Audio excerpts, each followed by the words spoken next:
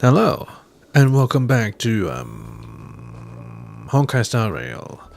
Oh yeah, let's do this quick before we spent too much time reading, and we couldn't actually interrogate Kafka. But this time we'll get there. But first, I need to read this thing.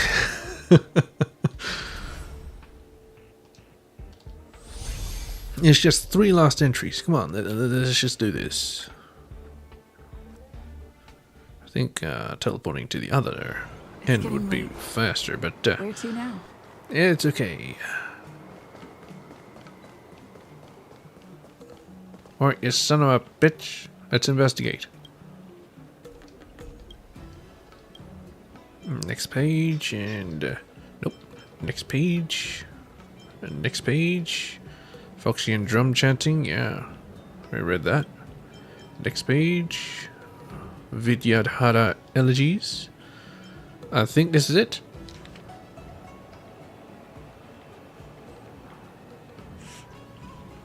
Alright. Vidyadhara elegies. Neither Shenzo chordophone players nor Foxian drum chanters really pay much attention to melody. Shenzhou locals focus on their playing of the chordophone rather than singing, while the Foxians focus on lyrics, often beating the drum along to the same melody for the whole song. The Vidyadhara locals are different. They use only a simple castanet for their instrument, relying on extremely diverse sets of melodies. But if you're a cheery listener who doesn't particularly like to hear tales of suffering, and you see a Vidyadhara local take up their castanet to start clacking and singing, then I humbly advise you to run for the hills, as what follows may just be unbearable for you.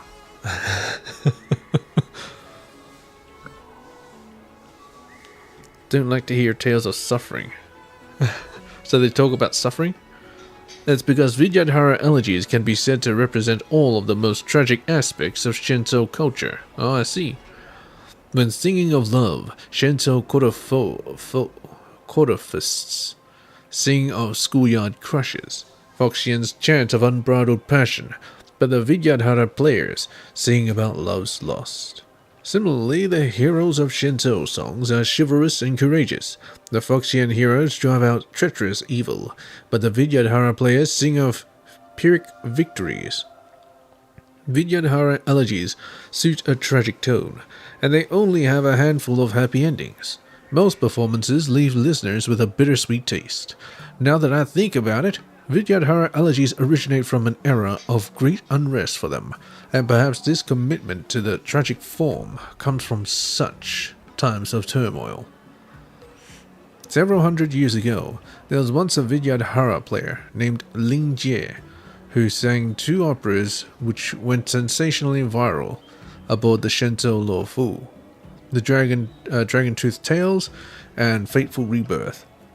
Dragon Tooth Tales is a heroic epic with a tragic ending, while Fateful Rebirth tells of the ill-fated romance between a Shinto local and a Vidyadhara local that can only end in tragedy for all.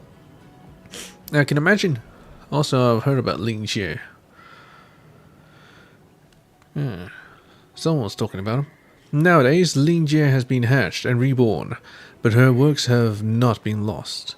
Countless Shinto residents follow in the footsteps of Ling Jie and study these elegies, many of whom are not even Vidyadhara themselves.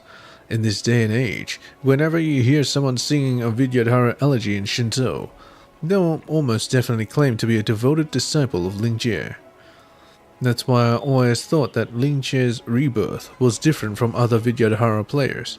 Her culture really does live on forever in the hearts of Shinto residents. Oh, they really like Ling Jie. Folk art crosstalk. Crosstalk comedy. There are various theories about the origins of crosstalk in Shinto, and each is debated more vigorously than the next. But I venture to surmise that this debate is rather boring, and even more meaningless. All you need to know is that crosstalk comedy forms an extremely important part of civil life in Shinto, and that's enough. As far as I know, It's by no means rare to find Shinto humans, Foxians and Vidyadhara and even Outworlders, who care not for opera and storytelling. However, there is hardly anyone who hates crosstalk. It's simple to see why. Crosstalk is stylish, popular, easygoing and funny. After a long and exhausting day, sometimes you just want to relax your body and mind. That's when you find a tea house, order a pot of hot tea, and lie back in your chair to enjoy some crosstalk. Ah, now that's the life. Crosstalk usually requires two people to perform. One performer throws out the jokes, while the other catches and builds upon them. Back and forth the conversation goes, as they talk up a hilariously witty little skit. My humble profession might be storytelling, but crosstalk performers have much in common with us, relying on our quick tongue and wit to make a living. Hey, Shadow. I spoke earlier about how a good storyteller shouldn't just talk, but rather immerse the audience in a scene. Crosstalk is just the same. What's more, crosstalk needs more than just one master performer.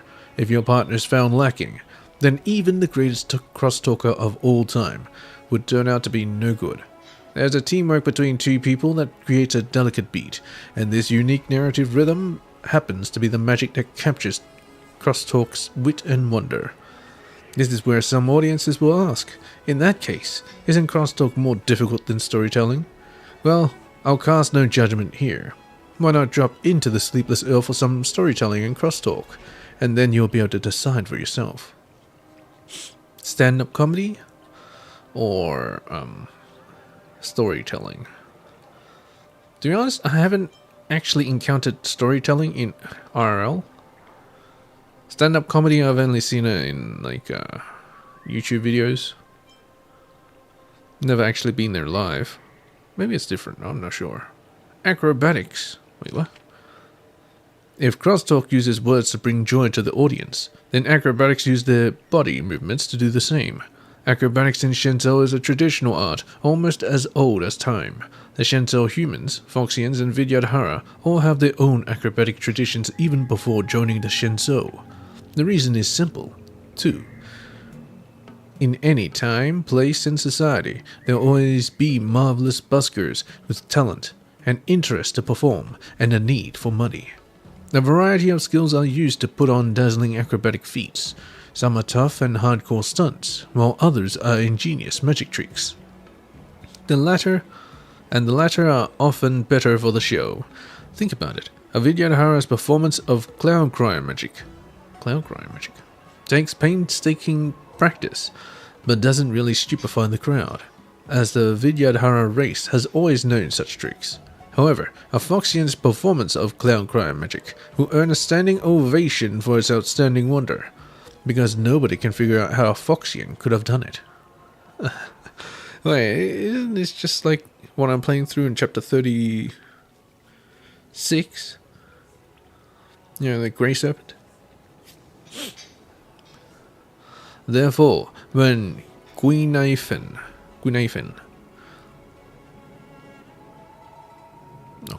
first debuted on the Shinto acrobatic scene, the audience went absolutely wild. A traveler from beyond Shinto had learned so many tricks, some of which are difficult to master even for a long-life species. I humbly suggest that you take the time to watch Guinaifen's performance to experience for yourself just how much incredible skill this profoundly talented acrobat has. In my estimation, the most important aspect is that a short-life individual like Guinaifen has blasted a breath of fresh air through the stuffy world of Shinto folk art. Her acts include traditional stunts such as fire breathing, sword swallowing, bowl balancing, umbrella dancing, neck pulling, and boulder smashing. But she also invented her own uniquely creative tricks such as bullet catching, eating noodles upside down, and whistling while brushing her teeth. Whistling while brushing her teeth? Huh, that'd be pretty difficult. Now, I spent half my life on storytelling and honed my craft with words, but I still have no words to describe even 1,000th of her supreme talents. I warmly invite you to enjoy her performance should you have the time. Yes. Who the hell are you, Ming Ming? You know what? Oh, wait. Sleepless owner. Wait, owner? I gotta read this. Welcome to Sleepless Earl. How many of you are there? Which tea would you like today? My name's Ming Ming, and this is my tea house. Let me know if there's anything I can do. Any recommendations? It's a gentle breeze today, so it's a good time to try our fresh Hunter Malvane, which is in season. We never neglect this tea in our shop, making sure we pick fresh leaves every morning for this afternoon's brew, and afternoon leaves for the evening, ensuring you only drink the freshest. But in this tea house, we'd like to ask the customer's preference. Do you like our tea thick and strong, or mild? I like it strong. Not really. I like it mild. No, not really. I'm not fussy at all, actually. That's what our fussiest customers are always saying. Okay, let's try sampling a few new tea then. This season's new buds of Hunter Malvane have begun to ripen up. Brew it for a mellow sweet flavour and rich floral bouquet. By the way, if you're on business and in a hurry, we stock a range of cold bottled beverages for you to take away.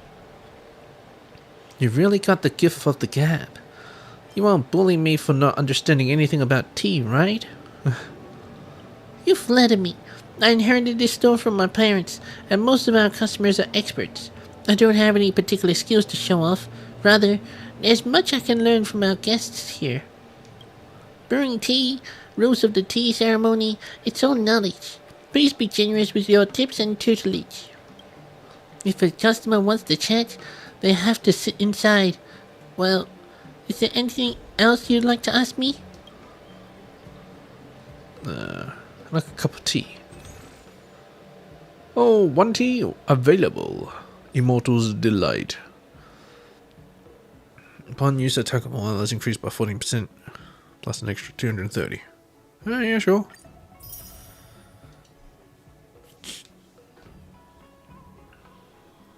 Kind of looks like ice cream.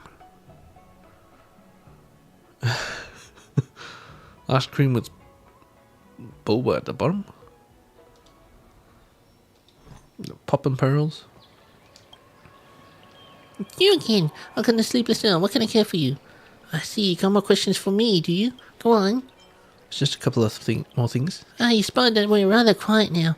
Alright, are there any aspects of etiquette that you don't understand? Ask me, and I'll pick your brains about doing business. What are the rules in tea appreciation? It will take forever to explain all the rules. I'll just talk about tea selection and water retention for now. Speaking of tea selection, take our Hunter Malvane tea as an example. The Sleepless Earl only picks the most precious buds, usually long, pointed, and covered in fine hairs. As for water retention, tea merchants always say that mineral water is the best, but the clear and ancient water in Scale Gorge Waterscape is the best. There's no better water for tea and alchemy than this. I'm also learning and I invite you to call me out if anything I've said is wrong. What made you want to open up a tea house here? My parents opened this tea house, not me. The Sleepless Earl has been on Star Watcher Avenue for over 400 years. Dad wanted to be near the port, with all the tired and thirsty people nearby. It was always shown to be a booming business, and we owe all our success to the kindness of our customers. How long do Foxians live, by the way? You're the model of a good young business owner. I'm not young, just the right age to take over the family business. People may always say we Foxians are naturals when it comes to business, but really it's all practice. Dad said he wanted to test me, so he left me the tea house and wandered off travelling with Mum. I'm still a long way off from being proficient in doing business. Test you? I think he just left it in your hands and he just ran off having fun with his mum. With his wife.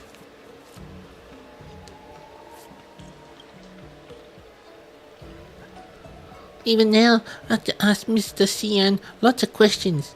If you're willing to support me, please be generous with your criticism. I don't have any other questions. It's okay. Come back when you got more time to spare. He just ditched. It's like, hey, it's your business now. It's not mine. I'm out here. Goodbye. Have a great time. Well, anyway. Let's do this.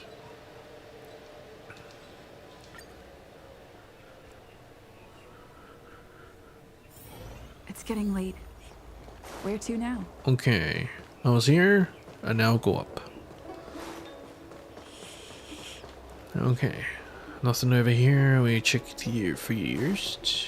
Oh, there's a chest. Ah, grass. I want to write a You poem. look, green. I'm a walking encyclopedia. Should be fine. Oh, flowers, how flowery you are. Oh, grass, how grassy you are. Oh, water, how watery you are. Oh, and how melancholic I am. What a beautiful verse. Well done. Okay.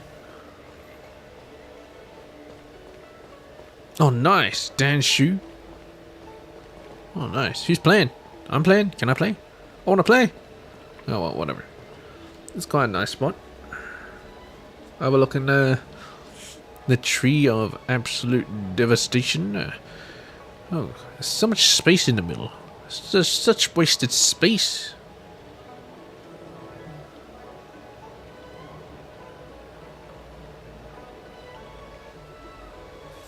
Does this thing have roots, by the way? It's we're in space, and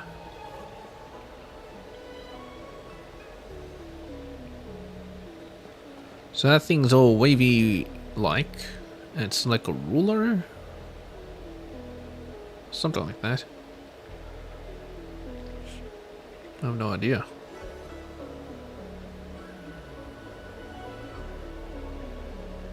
I need a more accurate representation of how big the lawful actually is. Hey, Dan Shu. On the eastern horizon, Wait, what? the arbor stands tall, the candle dragon down below. One day, I'll see that view for myself. Candle Dragon. Hello! Are you here for a bit of exalting sanctum scenery too? Just passing by. I'm on my way to the Divination Commission. That's right. Absolutely.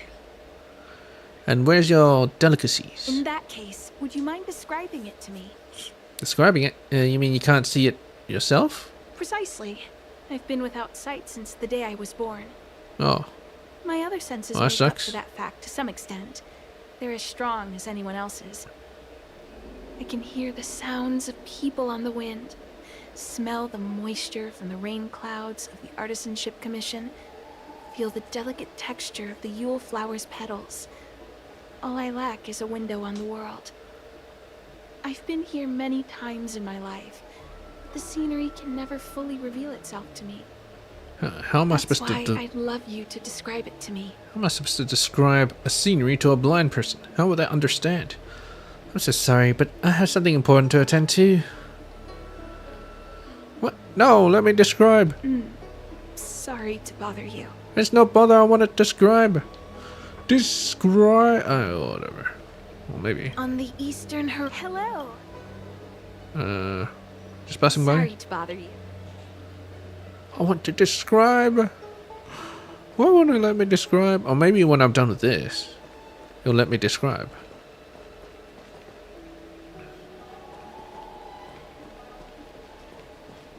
So many tables. Oh my god, look at this. They're having a meeting.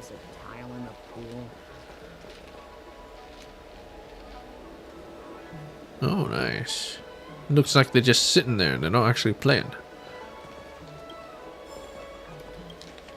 Jade Abacus. The Jade Abacus has seen wide usage among both the government and common folks in general. I once asked a diviner who used to work for the Divination Commission this question.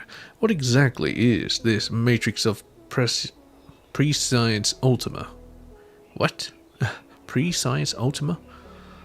It's nothing special, to be honest. Just countless Jade Abaci linked together to form a matrix.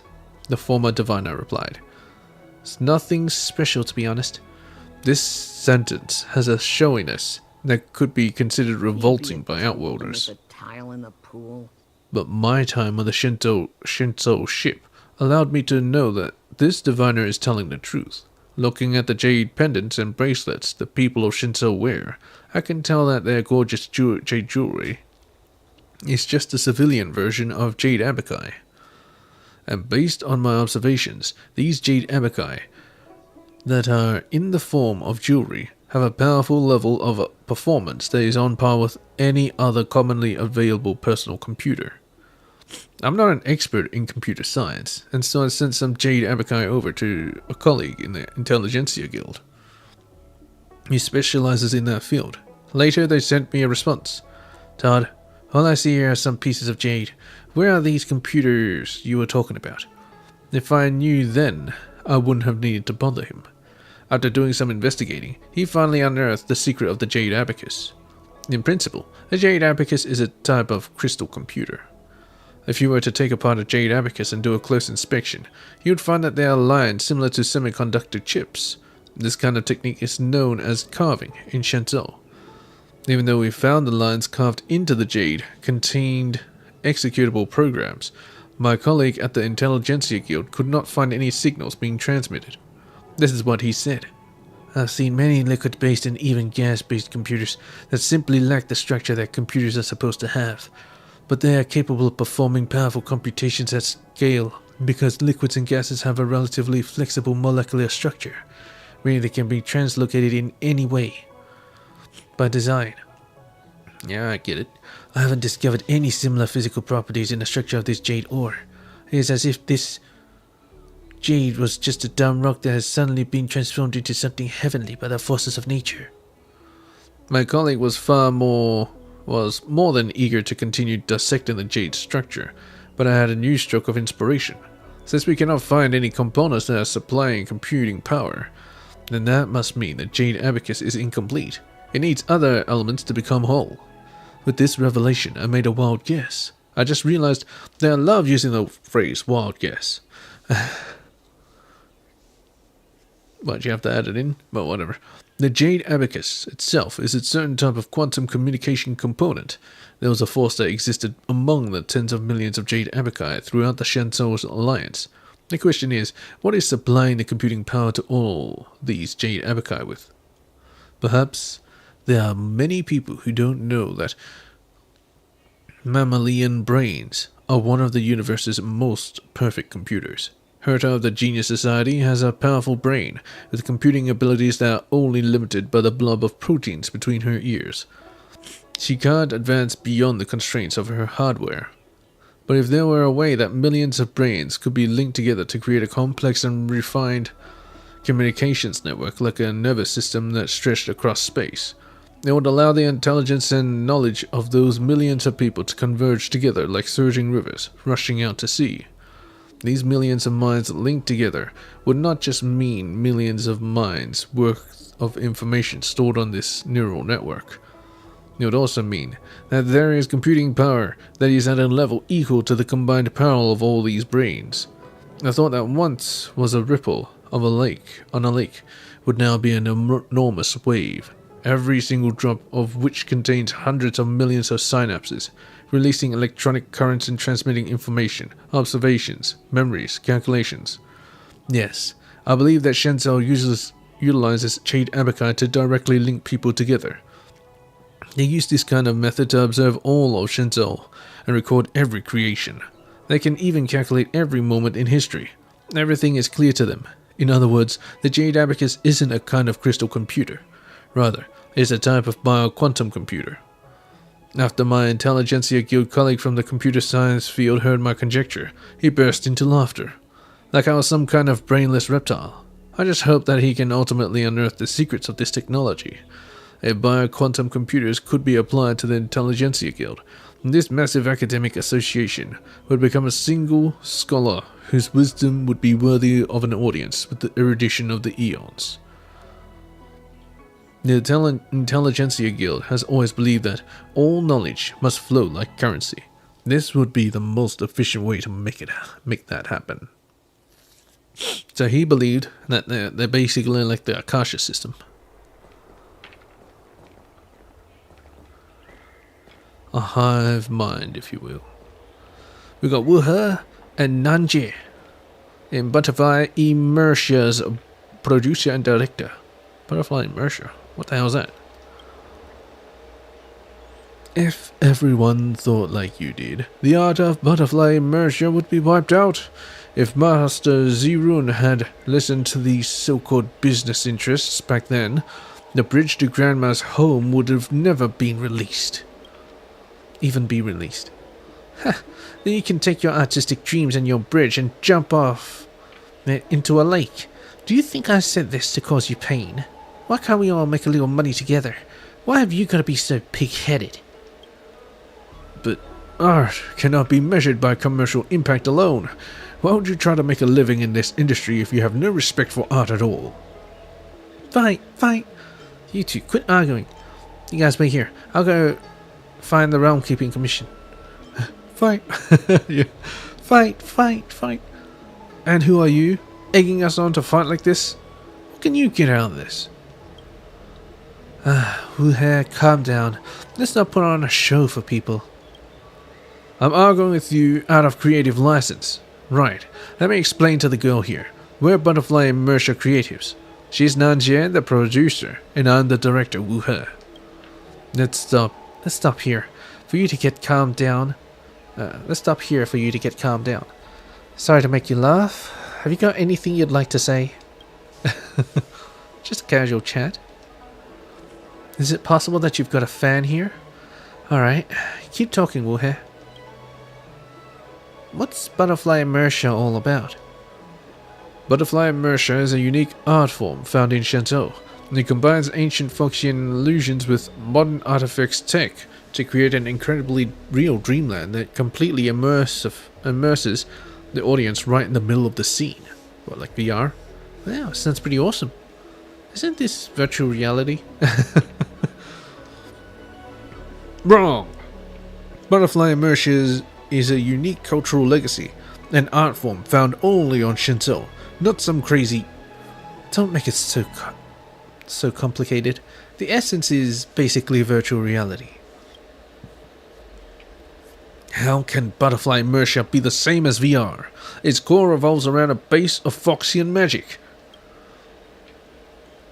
It fully engrosses the five senses and blurs reality with illusion, creating a purely artistic time in space, the alternation of the subjective with the objective. So what exactly is the difference then? The exact difference is that this is culture. This is art. It's art, you know. There's really not much difference. It's basically just VR. What do you guys do for a living? We're affiliates of El Schultze Fantasy Entertainment, the greatest Butterfly Immersia production studio in all of the Shenzhou. I'm the producer, and he's the director. The largest production studio, the IPC has poured vast quantities of capital into the genre, creating their own Interastral Peace Entertainment subsidiary. Our Schultze Fantasy Entertainment is done for. It's over. Sorry, he gets a bit emotional sometimes. Interastral Peace Entertainment is just trying to test out a new kind of homegrown entertainment format called Empathic Immersia, which is different from our traditional performing art. Empathic Immersia will provide a dream world with multiple different story directions. I know this. You mean video games, right? Sounds really advanced. Video games. Pretty much. It's trivial, pap.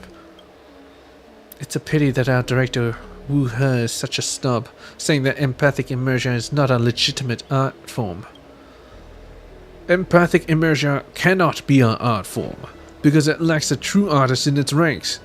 If I were contracted to do some empathic immersion instead of those suits at the company dilly-dallying, then maybe it could have some true art form.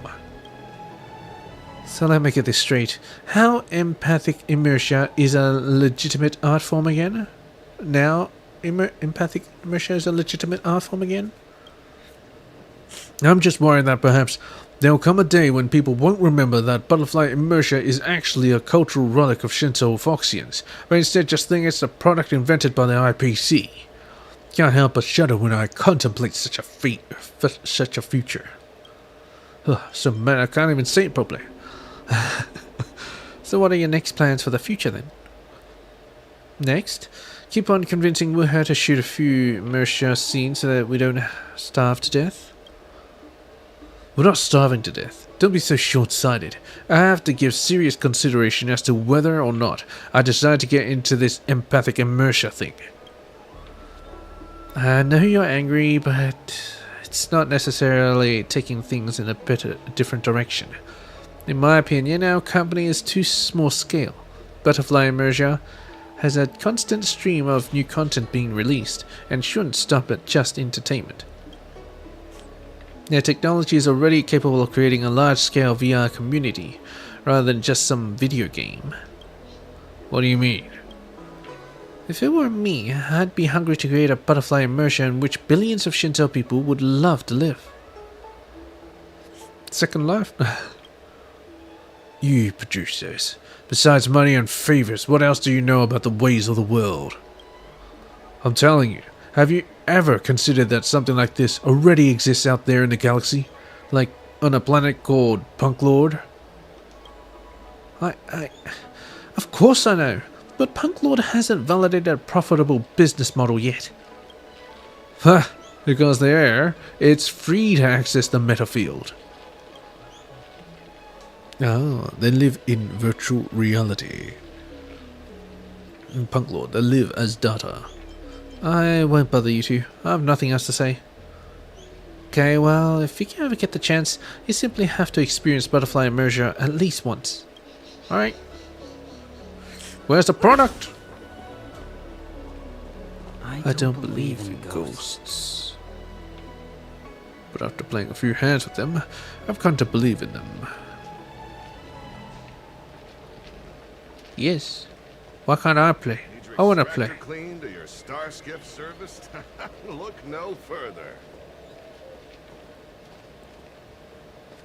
Sing swear. Why didn't he come by today? Unless he's been transferred to another jurisdiction. Who are you waiting for? Surely there's plenty more fish in the sea. Yes. Why carry the torch? What an absolute mess. There's nothing strange going on between the orderly and me, so don't get the wrong idea. It's just I haven't had a chance to see him for a long time, and I can't help but feel a little lonely here, a little bit lonely. Without him, my career, my entire future feels empty.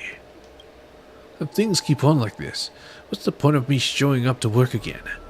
Then again, if I don't show up, I'll be cut off from him entirely, and I'm afraid I'll never get a chance to see him again. So anxious. My God. Who are you pining for? What are you selling?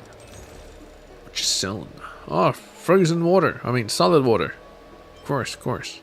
Meteoric alloy.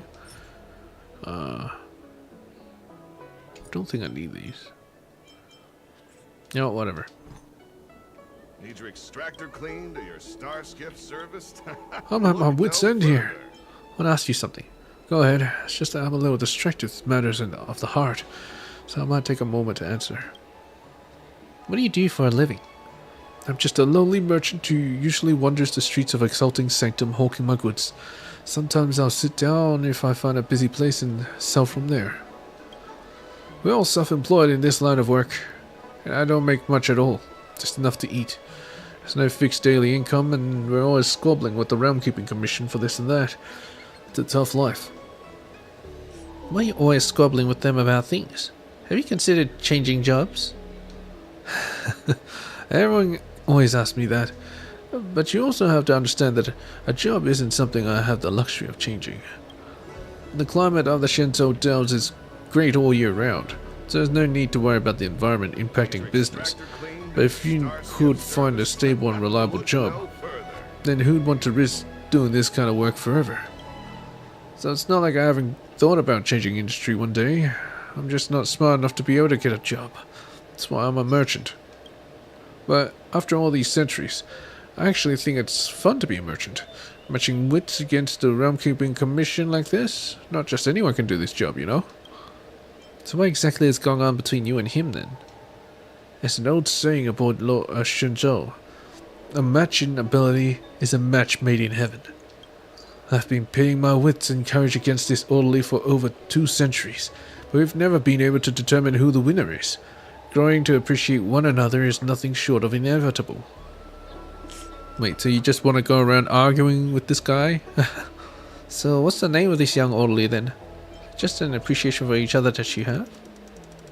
Is it really just an appreciation for each other? I want to say this. Look no further. Of course.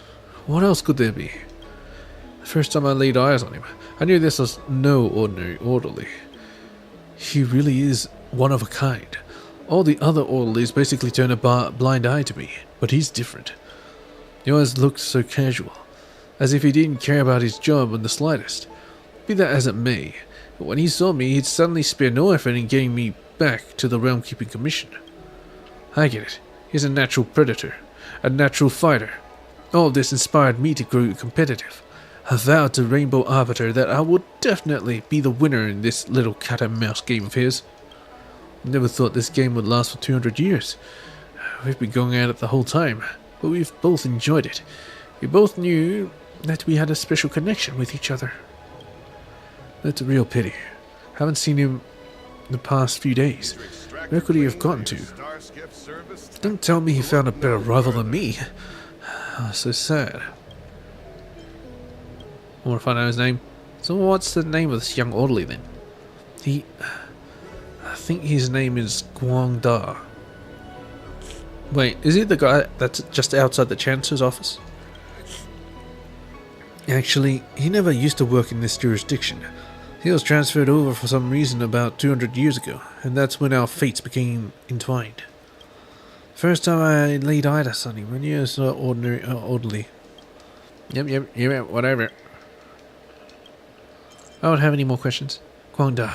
Oh, Guangda. Will we be able to duke it out once again? I want to make sure. I don't believe in ghosts.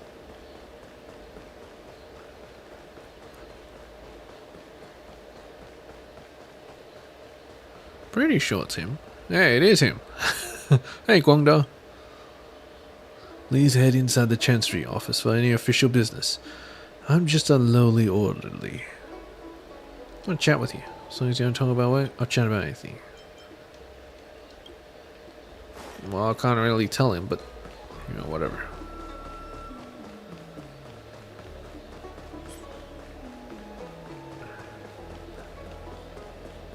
Need your extractor cleaned or your star skiff serviced? Look no further. Nothing here.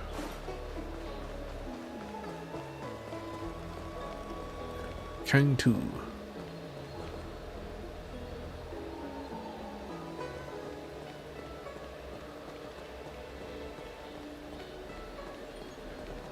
Oh, chest. Looks good.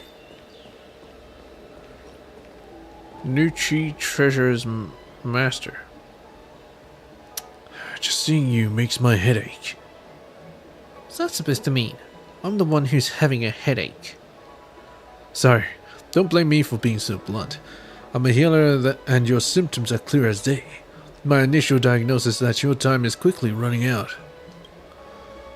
This isn't the hubris of yet another long-life species, but even by short-life species standards, you've already got 1 foot in the grave. Come on, don't freak me out like that. Is it really that serious? It really is that serious. You should trust me.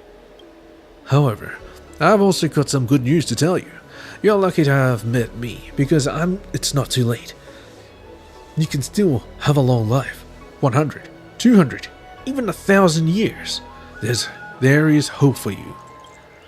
You just have to make a purchase of longevity supplements from Nutri Treasures, and you can live forever just like us Shenzhou people. Everyone who uses this loves it. What do you say? Want to learn more? Do you have any cure-all medicine here? Got any snake oil? Resurrection pellet. Oh. Wait, what? It's just 2 technique points? I'll take it. They said that it cures all diseases, but it is actually hawthorn pills. Oh. Wait, what? Amnesic meditation therapy, a guide to a long, healthy life. Did you know that over 80% of Shenzhen residents over the age of 800 will suffer from being Mara-struck? Did you know that over 50% of Shenzhen residents fail to celebrate their 900th birthday in a conscious state? Did you know that fewer than 10% of Shenzhen residents are aware that the amnesic meditation therapy can cure senescence 100% of the time? The root cause behind Mara-struck is the excessive collection of meaningless memories. I don't think so. Think about it. Do you really need to remember the names of your childhood buddies? Do you really need to remember dismal work experiences? Do you really need to remember every failed relationship? All of these unnecessary memories are the main culprits behind being Mara-struck. This sounds like the work of that, the other remembrance faction. The one that wants to get rid of, useless memories. Scientific research shows that 60% of the human brain's functions are outside of personal control, such as having a heartbeat, breathing, sleeping, metabolism, and memory management. However, Dr. Kang Tu, whose family has possessed the secret of the amnesic meditation therapy for generations, has proven to us that the removal of memories can be manually controlled. Dr. Kang Tu is 3,176 years old, but is still agile of mind and open to new ideas. But he's Foxian, isn't he? The doctor told us, every generation of my family has avoided being Mara-struck and lived with a clear head for thousands of years, all due to the meditation practices passed down through my family. My elders always warned me not to pass on this secret to the world. It would not be good if all Shenzhou lived forever. However, after witnessing so much pain here, I've decided to go against my ancestors' wishes. Now all you need to do is buy my amnesic meditation therapy device, and you'll easily forget all the useless memories of yours, and gain a brain full of peace and quiet. Patient interviews. Wenjin, 34 years old. Ever since I started using the amnesic meditation therapy device, I've forgotten all of my awkward school memories. I forgot getting beaten up by that poxy bully, and I forgot how the girl I liked back at school ended up dating my junior. I've forgotten them all. A happy demeanor is how to ward off the ravages of Mara, but you just listed what you forgot. Basically, you remembered what you forgot. What? Sisong, 53 years old. I started feeling powerless in my daily life as I got older, but since I started using amnesic meditation therapy device, I've forgotten those Halicon days of my youth. So I feel I'm living out my golden years now. The amnesic meditation therapy device has brought me back to peak condition. Okay. Wai, 1800 years old. Lots of people say the amnesic meditation therapy device has got to be fake, and that I fudged my age. All I have to say to the doubters and the haters is, buy a device and try it yourself. Your mind will be clear, and you'll realize how foolish your doubts were. Good news, good news. The amnesic meditation therapy device is in negotiations with the Ten Lords Commission to become the first official product of the Shenzhou Mara-struck Rescue Project. When that happens, you'll all have the chance to shake free from the shackles of Mara and enjoy a healthy, eternal life. Now, to give something back to our customers, Dr. Kang Tu has launched a time-limited pre-order pack. You can have the opportunity to experience the extraordinary effects of amnesic meditation therapy device before it makes it into thousands of Shenzhou households. As the saying goes, first in, first served. Don't miss out. Pick up your Jade Abacus and place that order now. The first 100 lucky customers will also score a nutritious bundle of grains, flour, rice, and cooking oils from NutriTreasures. Don't miss out. It's now or never. Please look out for amnesic meditation therapy devices. Stay healthy forever. Right. Where can I get that? Where can I get it? I want it. I need it. Well, anyway. I'm pretty sure it's this guy, so that's just... Mumbling Weirdo. Would you like to learn about the true nature of immortality? Is the Rainbow Arbiter truly just? Is the Plague Author truly evil? Excuse me, guest from another world. Please spare me a moment of your time. Mumbling Weirdo. Do you yearn for immortality? Yes. No, I don't. Yes, I do. I yearn for power. I understand. Eternal life is indeed a kind of power, wouldn't you say? No, I want power. Pure and simple. Well, not much can be done for you then, sister. What a peculiar person you are. I'll tell it to you straight.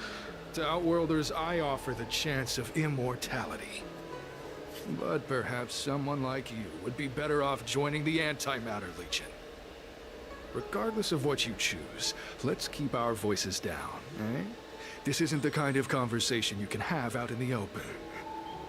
Before you can grasp absolute power, you must yearn for immortality, don't you think? The problem is that the Xianzhou Alliance doesn't care one bit about the well-being of short-life species. They stubbornly blockade the glorious path to immortality. My name is Green Hibiscus. Hibiscus? I came to Exalting Sanctum in hopes of a fated encounter with one such as yourself. One who is also on the road to immortality. Listen here, mister. What do you It say? ain't about immortality. How about we find a more suitable spot to talk about all this? What?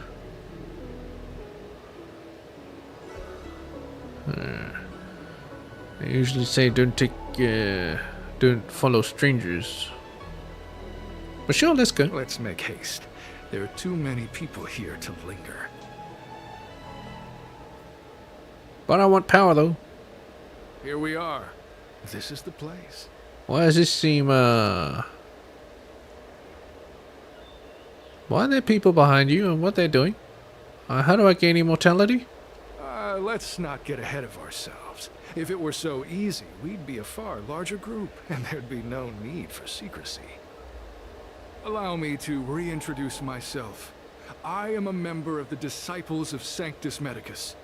I was unable to expose my true identity in Exalting Sanctum, but now I can reveal everything. Okay, can you get to the part where I get ultimate power? The Disciples of Sanctus Medicus is a devout group, holding firm in their belief that merciful Sanctus Medicus Medicus. is the one ultimate faith.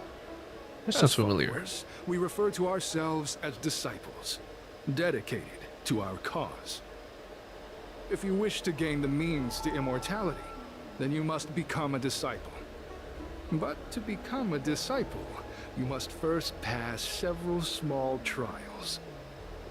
Please excuse me. Our expansion has unfortunately attracted the attention of those devilish Archer followers. Archer If we are followers? not careful, the consequences could be unthinkable. You mean Rainbow Arbiter? What's this Cloud Knight doing here? Yeah, he's listening in to our conversation. No need to be concerned about him. Much like yourself, he is here to undergo the trials. I don't trust him. Don't the people of the Shinto abhor the abundance? Ha! Only those led astray by followers of the devilish Archer could despise merciful Medicus. Sadly, there are many such people. Too many. Yeah. Well, what can I get from Sanctus Medicus? Every species yearns for the favor and curing of merciful Medicus, regardless of whether they have heard of the abundance or not. Foxians yearn to cure themselves of their 300-year lifespan. The Videodora yearn to cure themselves of the pain of reincarnation and lack of progeny. As for Xianzhou natives, they long to cure themselves of the torture of becoming Mara-struck. Of course, we know that this torture is rather a kind of blessed evolution. Evolution, yeah. To return to your question, Sanctus Medicus can cure the aging that short-life species face, along with disease and death. Sanctus Medicus can do for you what they did for the Xianzhou natives. I don't think the abundance would like the destruction very much. Which is B, by the way, because I want absolute power. What kind of trial do I have to pass? What you seek, you will surely find. Merciful Medicus is magnanimous. They do not lightly refuse a prayer. As such, the initiation trials for the disciples of Sanctus Medicus are nothing arduous. All you must do is transcribe this copy of thousand-handed Merciful Medicus's salvation 500 times by hand. This will allow your brothers and sisters to trust your faith, and you to become a disciple. This scripture is central to the disciples. Is it one page long? Is it one word long? The transcription. It would be best even one if you word could is too memorize much. the text. Of course, this is but the first trial. Once you have become a disciple, you will undergo numerous others. Life is but a trial. 500 times seems excessive. Can I get a pen? Alright, can I get a pen? Don't worry. A traditional Xianzhou brush and inkstone has been prepared for you. Brush and Smooth inkstone. action and an ergonomic design. I myself transcribed 50,000 copies with such instruments. Am I actually gonna do it? Thousand-handed Merciful Medicus's salvation. Thus have I heard. Once upon a time, the thousand-handed Sanctus Medicus traveled the world with their 99,999 disciples, living under Rahu and teaching their way. One more for 100,000 giveaway.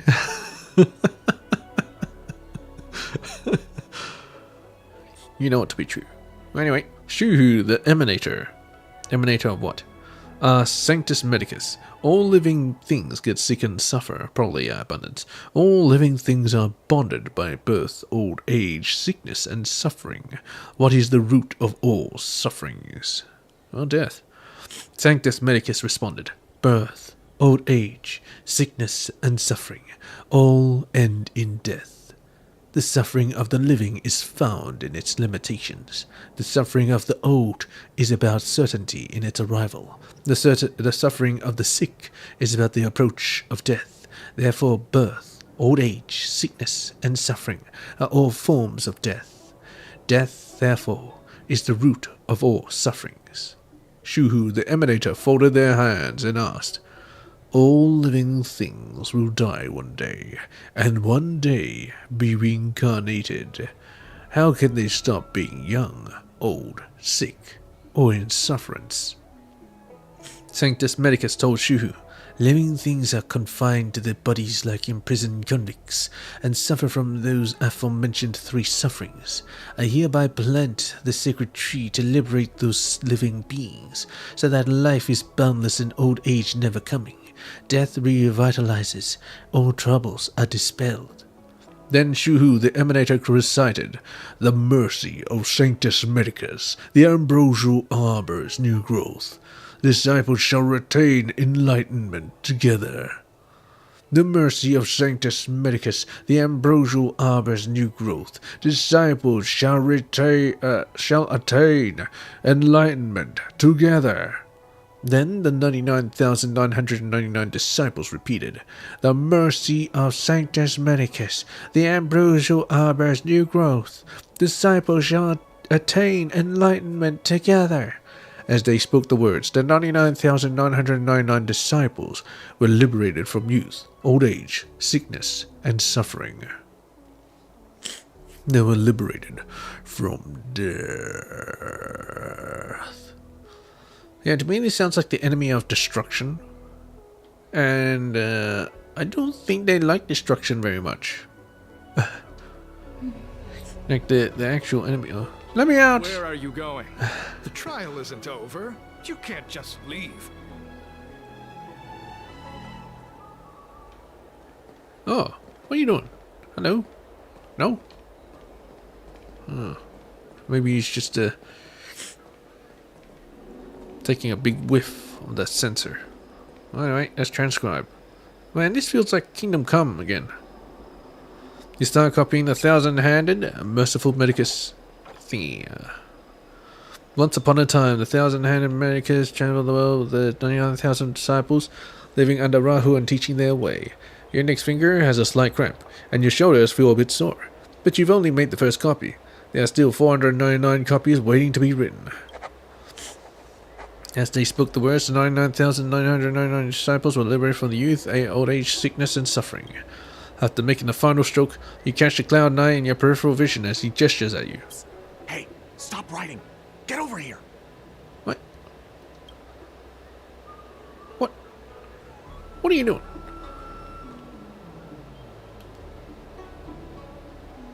Get it. No. Where are you going? Wait, stop writing. You lower your head. You become close up to the world around you as you quietly copy the text. Your hand and shoulder are experiencing more pain, but you've only produced 2 copies. Only 2?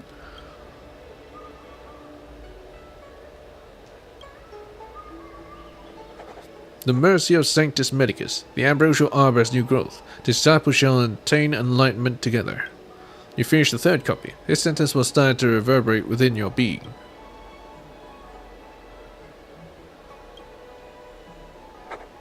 Your hand and shoulder no longer hurt. Maybe you've gotten used to the work, or perhaps they have grown numb. You complete the 4th copy. How many times can I actually do this? As you write out the 5th copy, the Cloud Knight near you no longer can wait in silence. He quietly comes up next to you. Stop writing. You want to fall under their spell? I'll finish it for you. Don't keep a lookout. The Cloud Knight swiftly scribbles away and finishes copying the sacred text, while the disciples watching over you aren't looking. Alright, finally. I know you. You're General Genuine's honored Yeah, I guest. got him to finish my work. I think you cut the wrong person. Jim Yan? Never heard of him. Looks like I'll have to make sure no one finds out.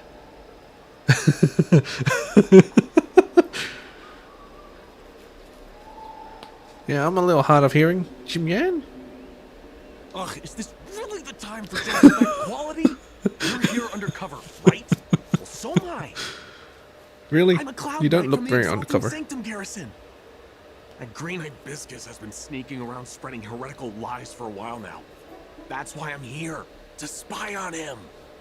Doing a shit They were job. suspicious of me as soon as I arrived. It took a lot of effort to make them believe I wanted to become a disciple. You know, maybe if you want to go undercover, maybe you should, take off the fucking armor. Why'd you come here in your uniform? Of course they're bound to have their doubts when you're dressed like that.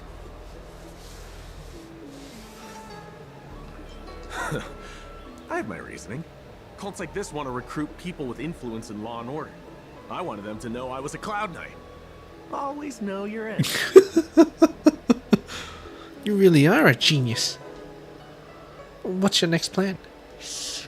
Keep your voice down. These disciples don't miss much. If they discover us, we won't make it out of here.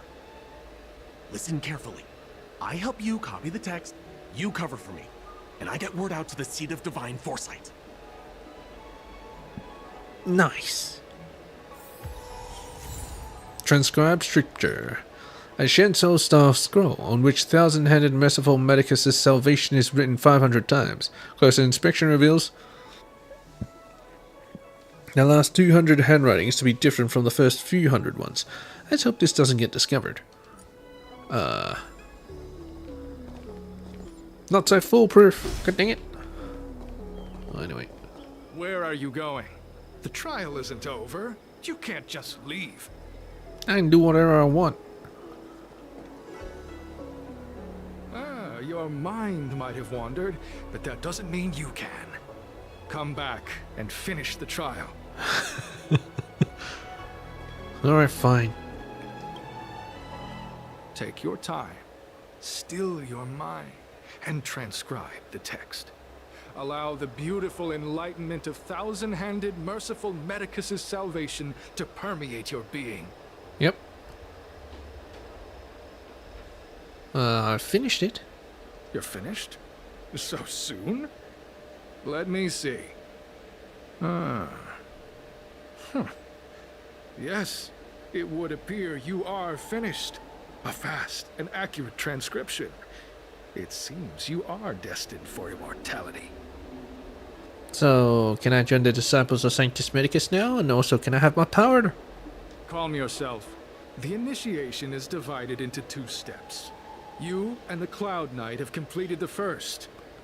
Now, only the second remains. Sure, but can it wait till tomorrow? I'm supposed to be on duty right now. They'll get suspicious if I don't head back soon. No need to worry. The second step is extraordinarily simple. It'll all be over soon enough. Need you to die here? The disciples' initiation is governed by the following principle. Never accept who you suspect, and never suspect who you accept. So, Never suspect. it's Okay, time got it. for you two to battle it out. Whoever survives will officially become a disciple. Didn't know this was a Joker thing. Why? I'll pass. Okay, let's fight.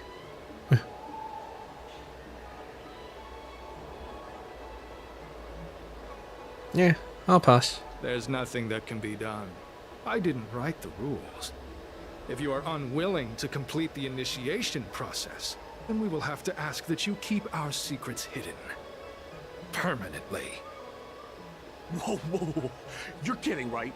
We came here to lengthen our lifespans, not shorten them. You can't just make us fight like this.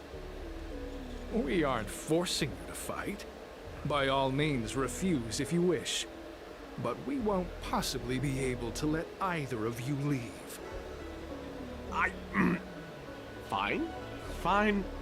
But at least let me prepare. I've never done anything like this before. Very well. But you'll need to ask your opponent, too. I don't mind either. Good. Then prepare yourselves. Time is precious. Make it quick.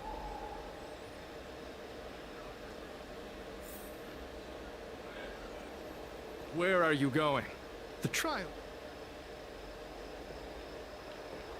No, can't I just get back to transcribing? The hell you got me into, strange Cloud Knight? Listen, I have an idea that will let you join the disciples of Sanctus Medicus and let me get the heck out of here in one piece. You and I fight, and I lose to you. I pretend that you finish me off. Then you pretend to help them remove my body by dragging me out of here. That way, we both accomplish our objectives. Oh, I've seen your skills. Please don't mess up and actually kill me. No promises. I know what I'm doing. I can't make any guarantees. Oh, just... whatever, I got myself into this. Let fate decide, just try and hold back a little, okay? So, have you prepared yourselves? Are you ready to fight?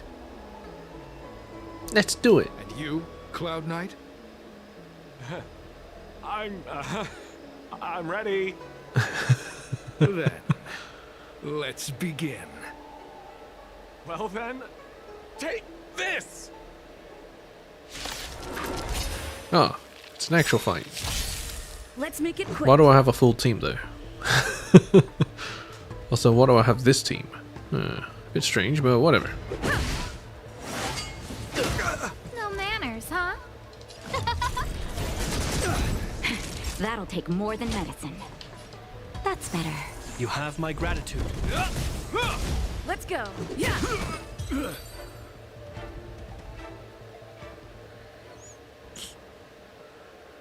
What magnificent skill!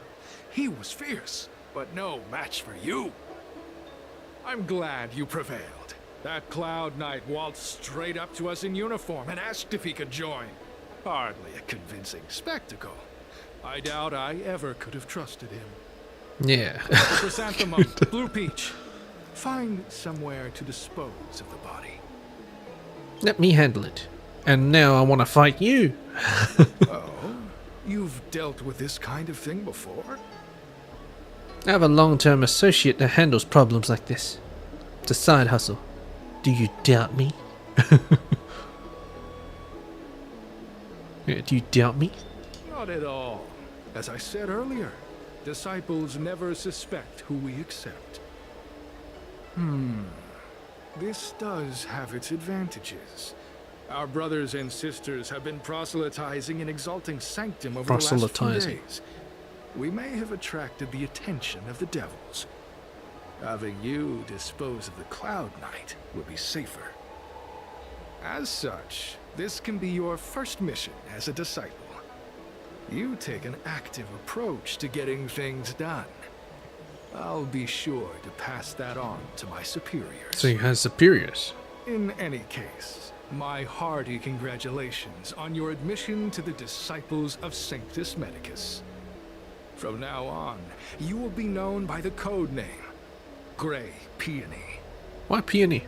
Well, Grey Peony, let's depart separately to avoid attracting attention.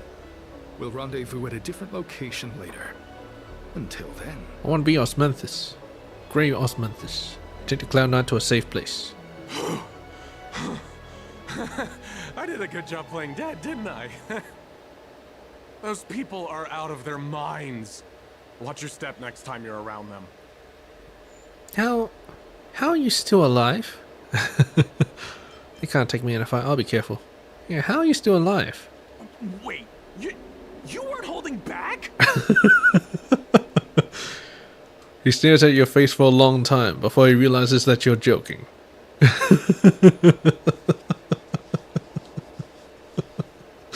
Enough with the jokes already. It's a miracle either of us is alive. I should report back to the seat of divine foresight. Stay safe, friend. The Cloud Knight vigilantly monitors his surroundings. After he's certain no one is tracking them, he makes a swift getaway.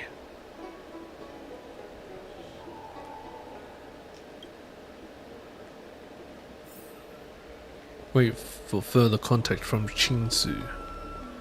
Ah yes, but I have to go in. Oh, actually no, I don't actually go in there. I'm going there when it takes me in there. Let's just undo the main story. After some time, new phone. Who this? Chinsu. Cascade, is everything going well? Very well. I've successfully infiltrated the what? It is unbelievably well, actually. That's good. I've always believed in your abilities. Someone just reported in. Did you save a Cloud Knight? It was nothing. I wouldn't call it saving. We had a successful collaboration. Thank you very much for your help. That Cloud Knight had handed over all his intel on the seat of divine foresight. If it weren't for your help, he'd have had a hard time getting away. As you've already infiltrated the disciples of Sanctus Medicus, please keep monitoring their activities. Anything I should focus on?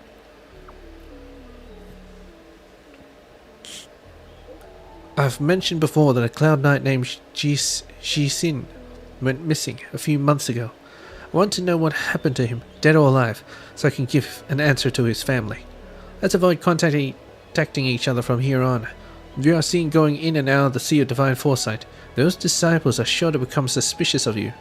Please come back in one piece, otherwise the general will be quite upset with me.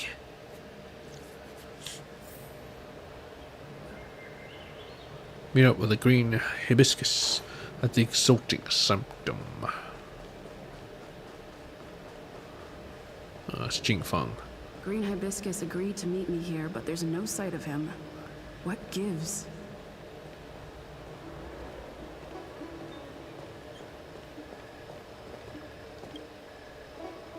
There's a letter here. What's this on the envelope? Grey Peony. This must be from Green Hibiscus. Green Hibiscus's secret letter. Grey Peony. You fully demonstrated your bravery and devotion to us. I'll now give you a chance to prove how loyal and reliable you are to the organization. The mission is of utmost importance, and I don't feel comfortable entrusting it to others. Only a fighter like you can handle such an important task. Yesterday, a disciple absconded in disgrace. She posted a letter as she defected. Based on our investigation, it's an urgent missive to the seat of divine foresight. It shouldn't have arrived yet. Intercept it and help us mitigate our losses. Once you finish this arduous yet glorious task, I'll introduce you to the Exalting Sanctum's leader of the Disciple of Sanctus Medicus. So long as he assents, you can begin your journey on the way of immortality. Green Hibiscus. The disciples sure know how to keep a low profile. Looks like I'll need to help them complete this mission. Yes. If they're looking to intercept mail, I should probably start by searching near Exalting Sanctum's Psycrane stands.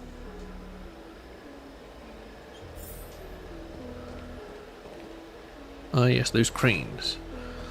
Well, it makes no sense for it to be here, but, you know, whatever. Hello. You rummage through the packages on the Psycrane stand, but you don't find the letter you are looking for. Not on this stand. Let's check a different one. But can I still take the letters here?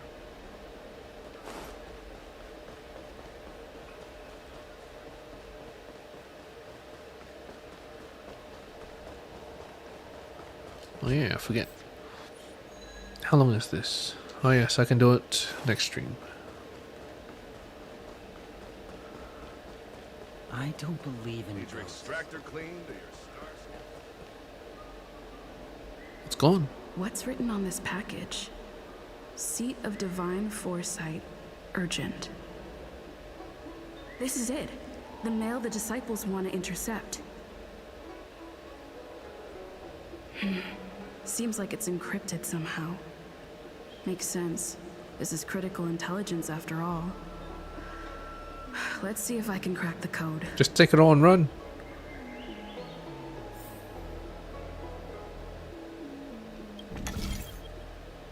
Abacus circuitry. Oh.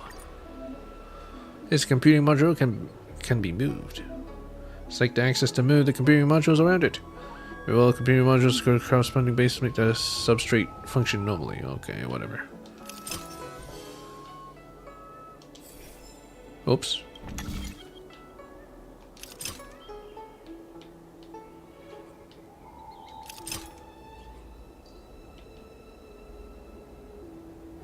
All right.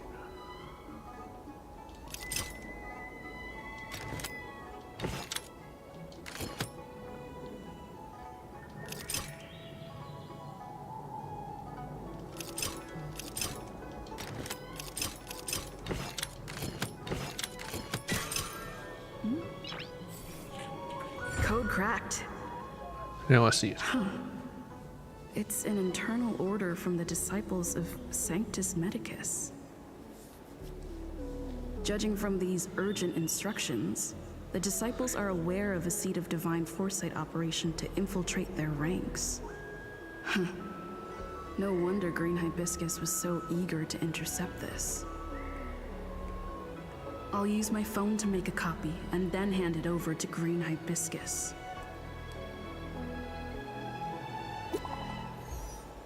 New message. Great Peony, did you get the stuff? Got it. I've got it. Where are we meeting? Shh, there might be surveillance. The place where we copy scripture. The person in charge wants to see you ASAP. Do not reply.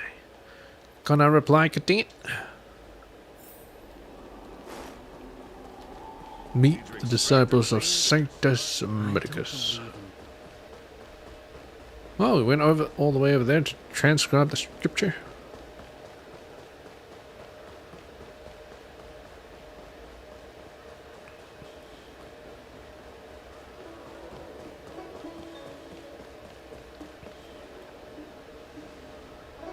It's an ambush. Mauve Moon. This is the reliable disciple I mentioned to you. Mauve Moon? Grey Peony. How come you guessed to be a moon? This is Mauve Moon, the head of our operations in Exalting Sanctum. Don't believe it. It seems you have some impressive skills in your arsenal. Well, I did not imagine him to sound like that. You're too kind. How much can you bench? You look kind of weak. Wait, how much can you bench? I like this kid. You seem like you've got it all figured out. What brings you to the disciples of Sanctus Medicus? As I said before, I want power. I despise the hunt. I want to become even stronger. I want to gain immortality. I'm not sure. Yeah, I want more power. Good. So do I. I used to think determination and hard work were enough to achieve that. But I've come to realize it's not that simple. During my many years as a Cloud Knight, I realized something. An individual's strength is limited. So I abandoned my mortal body and became a faithful servant of merciful Medicus. I mean, mortal body. Here, take this prescription. Through this medicine, you will become like me. You will be able to break the shackles that the devilish archer author has used to chain your soul. You will gain unbridled power and freedom.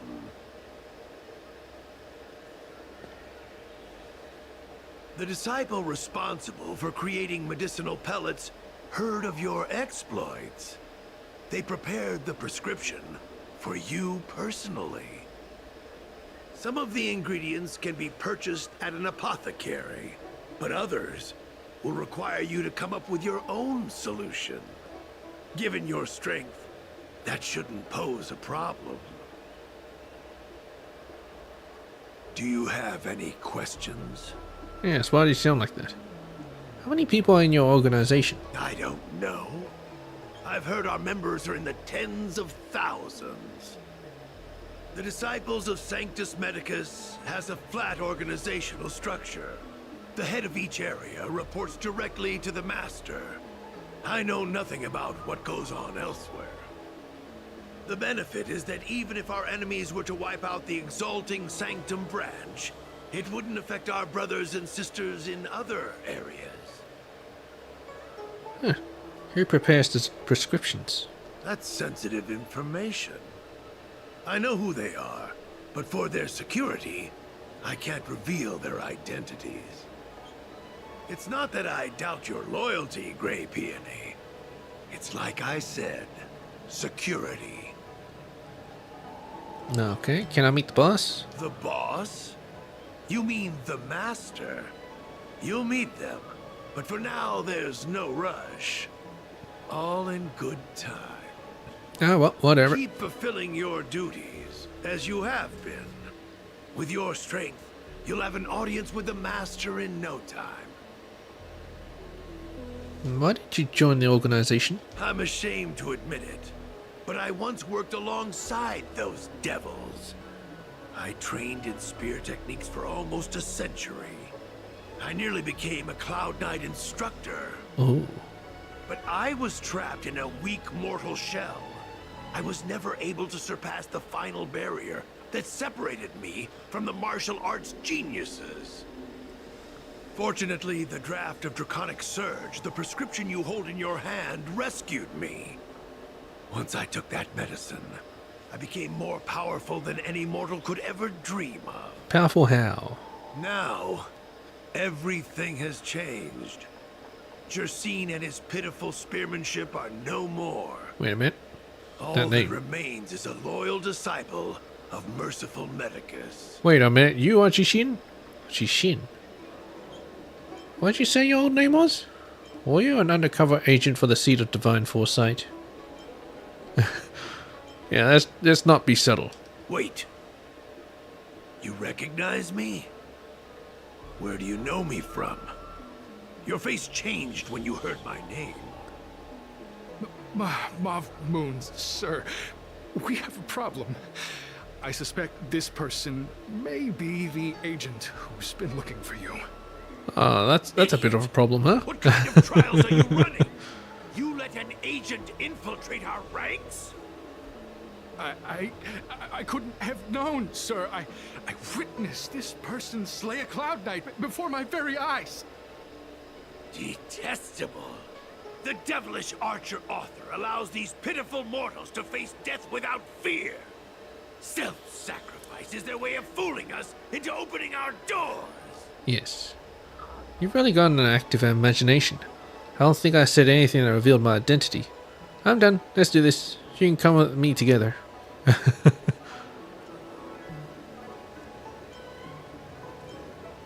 Now let's try to keep it up. I don't think I said anything that revealed my identity. Yeah. Merciful Medicus has sharpened my senses. Nothing gets past me.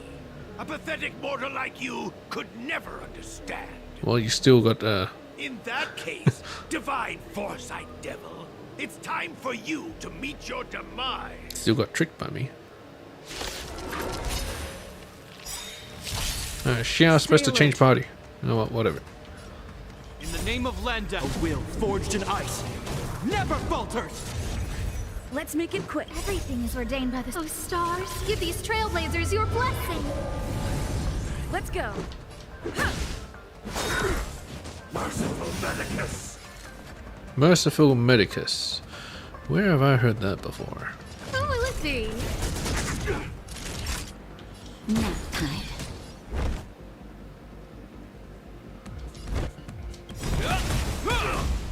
Rules are made to be broken.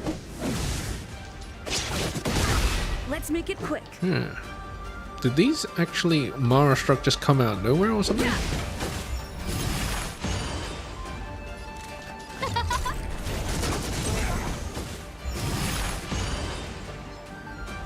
Time for a shot. This ends here.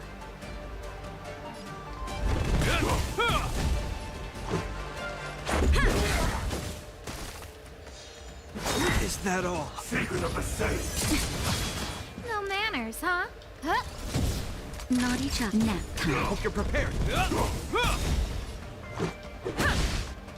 In the name of Landa, a will forged in ice never falters. Who invited? Let's go.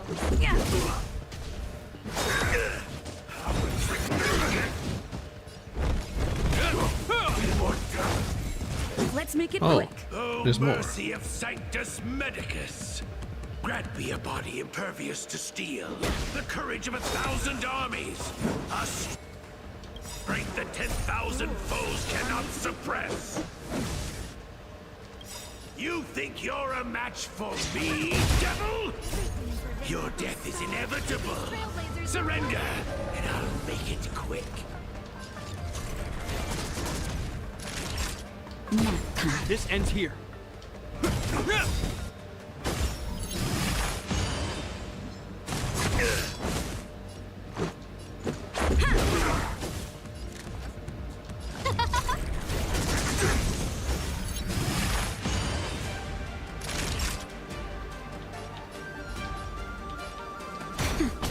Oh, whoops. A miracle. Is that all? Meant to hit the other guy. Oh well, whatever.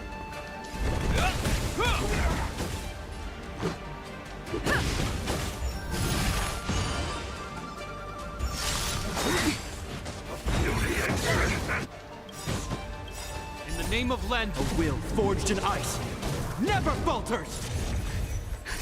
Just a little something. Think nothing of it. Saving me won't earn you any favors. Who will it be? Nap time. Let's go. Everything is ordained. Oh, stars, give these trailblazers your blessing. Time for it. Let's make it. Who invited? Let's go. Nap time. I'm okay. Secret of the safe.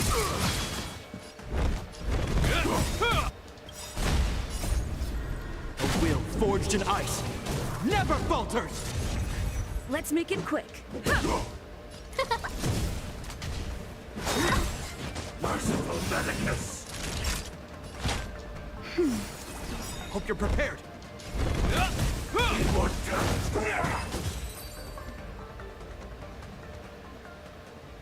So Mauve Moon was the agent that Qingzhu lost contact with. He joined. Alright, prescription draft of Draconic Surge. This prescription is for those with a foundation in martial arts, or for those in better physical condition than average. Long scions should not use this prescription. Long? Formula. Dayu, Angelica, 7 Mace, Frost Mulberry, Ninerescent Sea Cucumber, Dried Thalassa Dung Beetles, Fang Hu Seahorse, Distill and Extract. Take a 1 gram of Vidyadhara bone marrow. Oh my god. Vidyadhara bone marrow. Live sample. Oh my god. And immerse it in the mixture for 12 hours. Use an acupuncture needle to administer a deep muscular injection of that medicine. Taking this medicine normally may induce severe pain all over the body, abnormal bone noises, plus partial loss of sight and hearing. Those who manage to survive this will attain the way of immortality. Mercy of Sanctus Medicus. The Arbor's new growth. The disciples of Sanctus Medicus. I should go to the seat of divine foresight and tell Qingzu. I don't know if this mission was a success or a failure.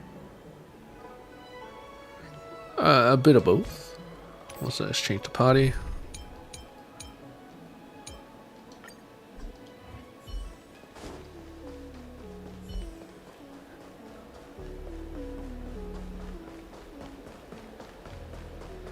Seat of Divine Foresight. Alright.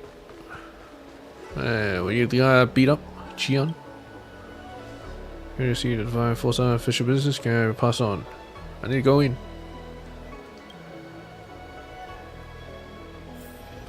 Alright. We're actually here now.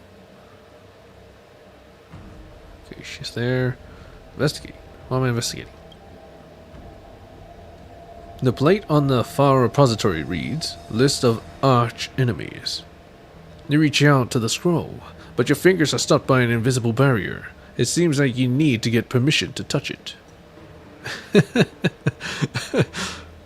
That's what she said.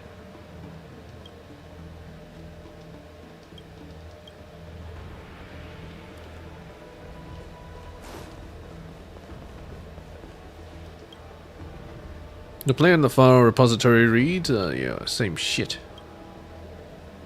How many arch enemies do I have? Same shit. Okay. Yuti. Alright. Hello. Ah, what a quiet day at the scene of Divine Foresight today. Are you talking to yourself?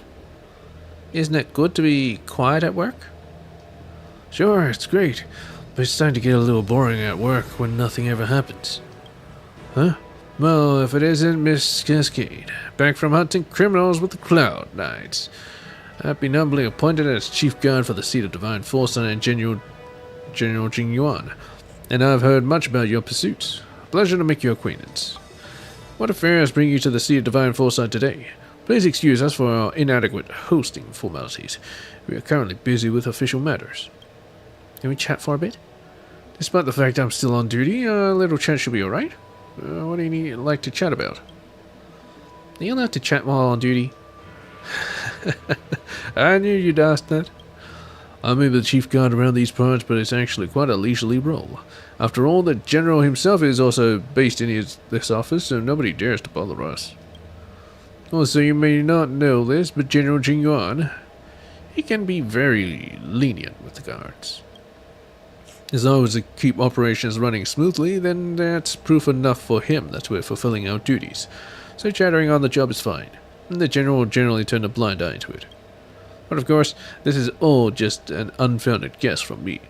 Why does the general let us get away with all this? I still haven't figured that part out. Nobody on the entire Law Fu, no, nobody in the entire Shenso Alliance can really read the general's mind. What do you get up to as the chief guard? I'm mainly responsible for General Jingyuan's personal security, while my Cloud Knights are in charge of public security for the seat of Divine Foresight in all exalting sanctum. Does Jingyuan really need someone else to protect him? You're not the only one to say so. I'm always thinking the same. He's not exactly famous for his martial prowess, but he was still one of the legendary High Cloud Quintet.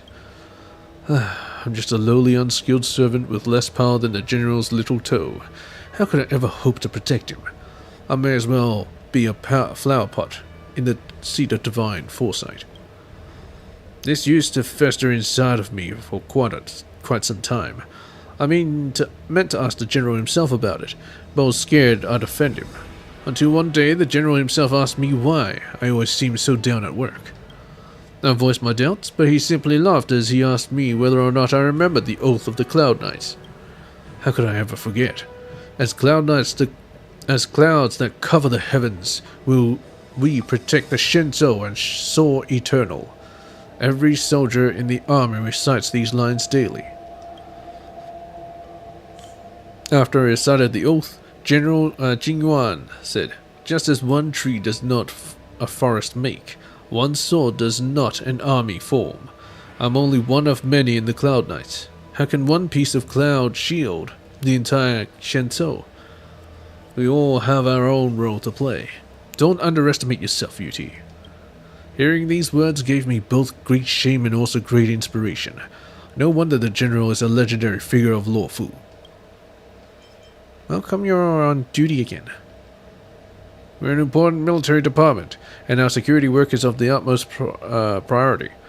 As the chief guard, it's only fair that I put in a little more effort than the rest. Once Yan Qing grows a little taller and it fits this armor properly, we'll rotate and take turns guarding. I'm looking forward to that day. This kid surpassed me already, and I should probably be yielding to him my role as the chief guard. Oh, we'll end the talk here for now. I'll continue my duty. God, duty, please take care of you, whatever. Oh, I can actually just mess with the pieces. Wait. They're all blue. Hello? Sis, biotech didn't pass. As for the pension, the general agreed, and I'm fine with it too. Hit pause on trading for now. You guys haven't negotiated with the trade delegations yet, have you? Gosh, let's give them a break then. There's nothing really. You go and talk things through with the general and I'll take care of things from here. Sis, you're always telling me to give people a break. I can barely show my face to the general anymore.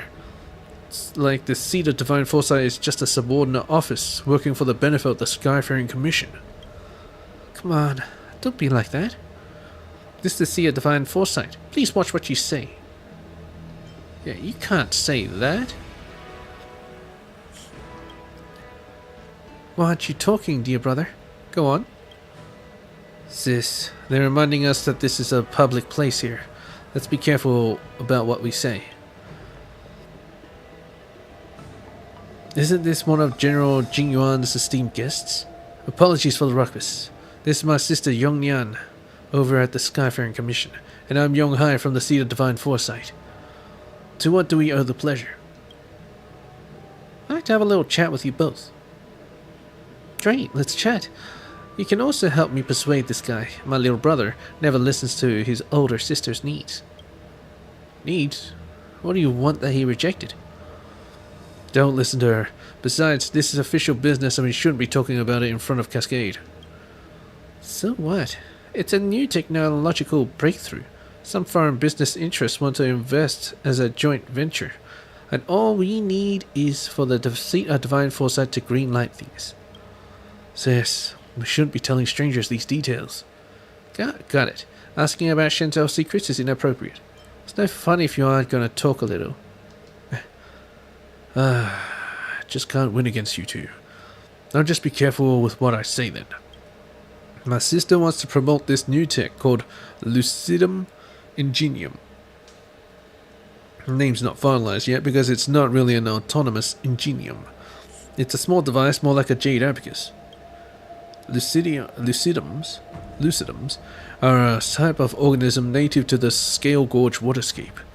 They're devoid of any intelligence with an incredibly simple biostructure, but possess a special natural instinct. Lucidums can rapidly find the shortest route between their root system and a nutrient source, optimizing pathing to conserve energy. Some military scientists realize that this could be used to develop a new system of calculations. A lucidum captured inside a vessel only needs for a food source to be constantly switching locations for it to update its pathways and produce similar functions to a jade abacus, but at a far, far slower processing speed, naturally. But a lucidum ingenium isn't a jade abacus, and jade abaci inhibitors have no effect on lucidum ingenia. Certain business interests with a keen insight into mycelium processors are looking to cooperate with us. Mycelium? Not mushrooms? But as you can see, the seat of divine foresight is being overly cautious. This involves Shinto's core technology. It's you guys at the Skyfaring Commission who should be more cautious. You two have a great sibling bond between you. They do, but it does impact how I do my job, that's all. What do you mean, that's all? This pug used to be so cute when we were little. I'd say how I dreamed of being a pilot one day, and he'd say the same. I want to travel the universe with you, sis. Please shut up, you're embarrassing me. But this kid tricked me. He said that he'd become a pilot with me, and then abandoned me. Join the army and revel in contributing to my headaches daily. Come on, sis. You never became a pilot either. You're a civil servant. Well, when you put it like that, I guess we are pretty similar after all. I guess apples don't fall far from the tree after all. These are two separate issues, though. When it comes to proper processes, I'll never just give anyone a break. Maybe so, but it's always easier for family to come together and do business, right? Whatever you say, sis. Guys, go on. I better get out of your hair. So long and safe travels. Safe travels. What the fuck was I listening to them for? Except for that new technology. Which I kind of forgot what it did. What did it do? Find water sources? Oh my god, 3? 3. Alright, 3. Is this a diary? Better be a diary.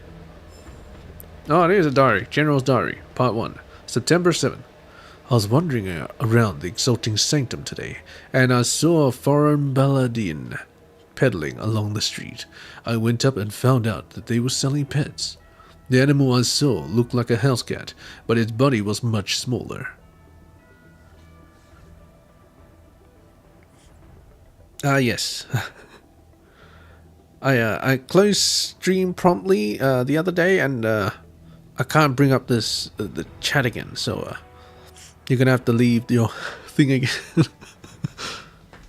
I'll add it this time, I swear. It was lying down on a mat in a bamboo cage, purring and meowing affectionately. However, after the ambrosial arbor took root, most of the Shinso people preferred large and strong pets. I asked the Balladian why this animal was so small, and if anyone had shown interest in buying it. Alright, gotcha. The person responded that it is true that Shinso people like large and strong pets, but there are also those who love petite and delicate ones. Now that he saw the sparkle in my eyes, he expected that I must be the latter. Perhaps it was fate. I couldn't refuse. The person who also said that this small animal is called a grimalkin, and it was one of the species that the ancestors of Shinto loved to keep during the primeval Imperium era. Today the strong Shinto house cat evolved from this small grimalkin. This was in line with what I had read in old texts. However, the grimalkin had been extinct for many years. This made me suspicious, and I inquired about its origin. The person swore to me, though, that though grimalkins were extinct in Shinto, they were bred on many other planets. This animal is truly just an ordinary white grimalkin. It was neither genetically modified, nor was it an invasive species, so I could rest assured. How could I turn down looking after a long-extinct little animal to help continue its lineage, especially after petting those tender little paws? Eventually, I paid a hefty sum for the grimalkin, named it Mimi, and took it home. Only that I'm too busy with official business that I have little time to take care of Mimi. After thinking it over, chores like feeding it and changing its water should also be entrusted to Ching Tzu. You mean the lion? I don't think it's things. No, the banner is gone. I can't bring it up.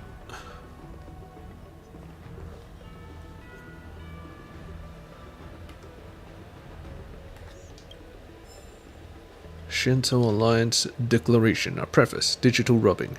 We, the people of the Shinto, hereby pledge to pass this resolution. To save future generations from war and bloody dispute. To rid the world of suffering and safeguard equally the dignity and sacred rights of all people. To reaffirm an appeal to justice and magnanimity. To forsake plunder, suppression, exploitation and torture. To revert to mortality. Eradicate the ambition of a deathless doom. We shall not rest. Round-the-clock diligence is hereby implemented. Restart the watchful sleep. Rotating shifts to be disbanded afterward to avoid officialdom. Build the Cloud Knights to maintain the peace. Cleanse all crimes and defend the 7 ships. Form the 10 Lords Commission. Keep night vigils. Punish criminals and hold evil accountable. Initiate the 6 Charioteers. Respect meritocracy. Revere governance and defend the Alliance. This informs the world that, from Rainbow to the 10 Lords, above lie vast and remote galaxies, and below lie martyrs sacrificed to the 3 sufferings. So we hereby pledge. Thus the 7 ships gathered with the Suling Messenger to authenticate, share content, and review the details. This declaration is the final product, hereby creating the Shinto Alliance.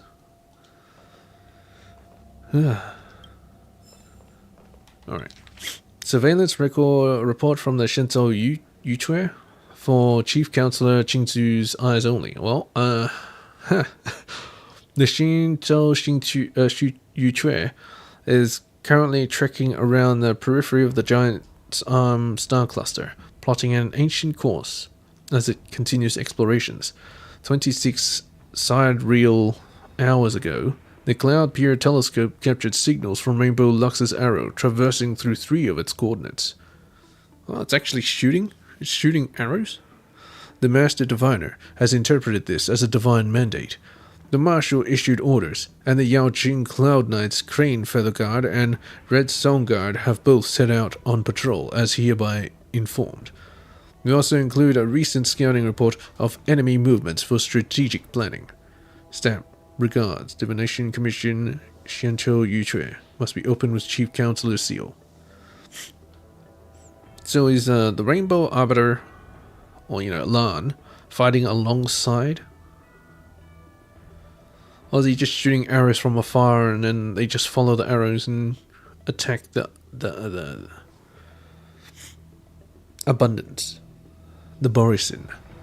The Brood Lord Ang Qing leads his hunting pack into the Echidna Skywall, struggling to fight off the hostile Shepherd's fleet. Their fleet consists of 16 beast ships, and 325 battleships. Good dang. We expect to observe the Borisin's internal war in the coming days. We will send out another battle report once the time comes. Threat posed to Lofu very low. I want to see this, like an actual space battle. Be nice. The Wing Weavers. Based on IPC data, the Wing Weavers' Peacock Angel Legion has arrived at the Consternation Star Zone to locate a Stellaron and revive their homeworld of Moldrasil.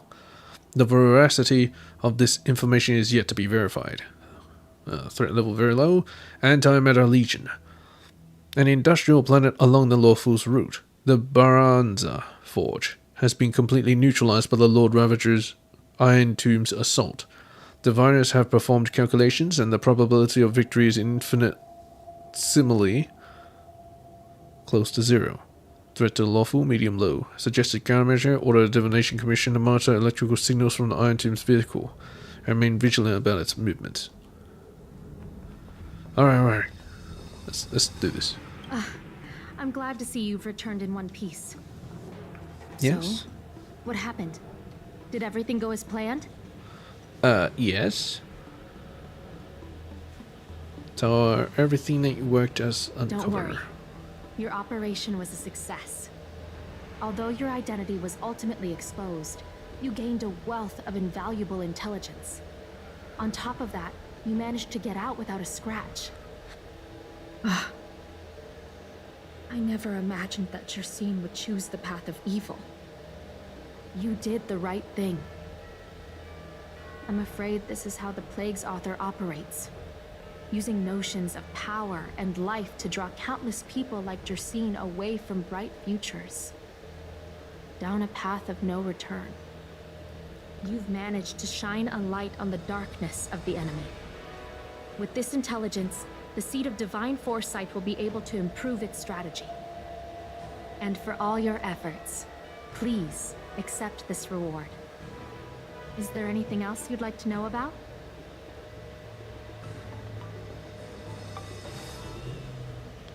Tell me about the current state of the disciples of Sanctus Medicus. The current state. I'm afraid we know next to nothing.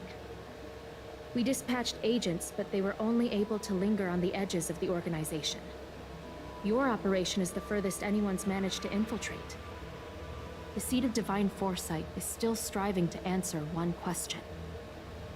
Is this but the resurgent shadow of an organization silenced 1,000 years ago? Or have they been lurking in the darkness all along? Whatever the case, this sudden reemergence hints at a hidden conspiracy. It's troubled me deeply over recent few months. It's hard to tell what all of this is building towards. Did you send a lot of people undercover? Not at all. The Disciples' secret letter makes it sound as if we infiltrated their ranks in great numbers. The reality is that only a handful of agents have successfully slipped into the organization. Maybe they And just the majority don't. of them lacked the strength you had to make it back unscathed after their identity was exposed. They didn't have the wisdom and good fortune to gain the organization's trust quickly. Did they survive? An agent can't actually consume those pellets of the Disciples. Doing so would mean the end of their life as they knew it. Yeah. The point It is, seemed to give that impression. there hasn't been anyone like you who managed to delve into the group's core and obtain so much first-hand information. Tell me about the beliefs of the disciples of Sanctus Medicus. Well, I should already know their beliefs because I copied it about 5 times. Thousand-handed Merciful Medicus' salvation is a manuscript transcribed from a sacred text. I don't know where the disciples obtained it. It likely consists of fragments of banned works from the Befall era. Before? Wait a As minute, I see before? it, there isn't anything particularly alarming about the text. It recalls the acts of the Plague's author's warped creatures from an equally warped perspective. The scripture doesn't have the power to lead people astray. They do that to themselves. But it does feed lies and false hope. Anyway, about the prescription that Jisin gave me. The prescription you acquired is beyond my knowledge. No, she'll There ask are a like few Miley. reliable alchemists that reside in Exalting Sanctum. I'd like to ask you to consult with them on the particulars of the prescription. This will allow the Seed of Divine Foresight to have a clear target for creating an antidote. Antidote? Given that the Disciples of Sanctus Medicus has become aware of our operation, it's about time the Seed of Divine Foresight reeled in its net. If you turn up any details about the prescription, feel free to come back and find me anytime. Alright, I found something. What's on your mind? Did you want to ask about something else? I have some questions about the disciples of Sanctus Medicus. Ask away. I'll tell you everything I know. Better not be the same questions. Current state, a lot of people. Yeah, it's the Very same well. questions. See you. I'm out of here. Dang it.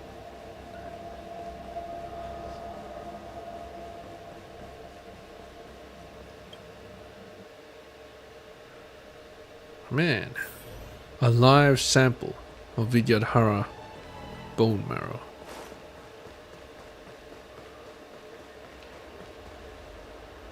That is crazy. Who the hell are you? An eloquent alchemist. Can I help you? No. I mean, yes. Jinzu asked me to find you. Explain what's transpired to the alchemist. The Seed of Divine Foresight? Let me see the prescription. Oh, heavens above. Yep. It's a horrifying prescription, and I can't make any sense of it. Really? I can. Go and ask Lady Danshu. She's our chief alchemist. She may be sightless, but she's more qualified than all of us. Oh wait, Dan Shu. She's no stranger to helping others, either. Always prescribing medicine to those in need, and free of charge. She'll certainly be willing to help the Seat of Divine Foresight. You can find her at Sinwood Pavilion. Yeah, I know where she is. Wait, but I want to ask more people. Oh, I still can. Can I help you with anything? Yes. Jinjo asked me to find you. Right, I see. Let me take a look at the prescription. I'm afraid I'm not the most talented alchemist. I probably won't be able to make much sense of it. Uh-huh? This calls for Vidyadhara bone marrow? Yes. Whoever wrote this prescription must be out of their mind. Sorry, I can't make heads or tails of it. The ingredients listed are just too strange. What do you mean strange? Based on what little I do know, I doubt the other alchemists will be able to understand it either. I think there's only one person who could grasp this kind of pharmacology. Danshu. The chief alchemist, Lady Danshu. So they all point me to the same Danshu location. is the Lafu's, no, the Xianzhou Alliance's most knowledgeable alchemist. She may be sightless, but she has sharper senses than most. I'll wager she can wrap her head around this prescription. When she's not working, she's usually enjoying the breeze over in Sinwood Pavilion. Why don't you go and ask her about it? Huh, there's a breeze? First I've ever heard of this. So what the hell? What is this? Is there a pot inside a pot? I was about to say, it's like this this pot has a tie on it. A bit weird. Alright, we're moving on. There's one more over here. Hey, they kind of dress the same. Hello, warm-hearted alchemist. Why, hello there. Anything I can help you with? Yes. Shinxi asked me to find you. Explain what's transpired to the alchemist. So, this is official Seat of Divine Foresight business, eh? So Then I'll do bright. everything I can to assist you. Let's take a look at this prescription you mentioned. Yeah, got any of that bone marrow? A live sample? If this request had come from anywhere else, it would have seemed like a joke. But the Seat of Divine Foresight only deals in the serious. I can't understand this prescription. And I imagine that other alchemists won't be able to make sense of it either. I recommend you go directly to the chief alchemist, Lady Danshu. Lady Danshu is renowned for her unique line of reasoning. She's proposed several prescriptions that would have been incomprehensible to us if she hadn't explained the pharmacology. Still, those same prescriptions have always been able to produce miraculous effects. Lady Danshu is a truly gifted alchemist. All the more amazing given her sightlessness, wouldn't you say? Yes. Lady Danshu likes to pass the time over at Sinwood Pavilion. I'm sure you'll run into her if you head that way.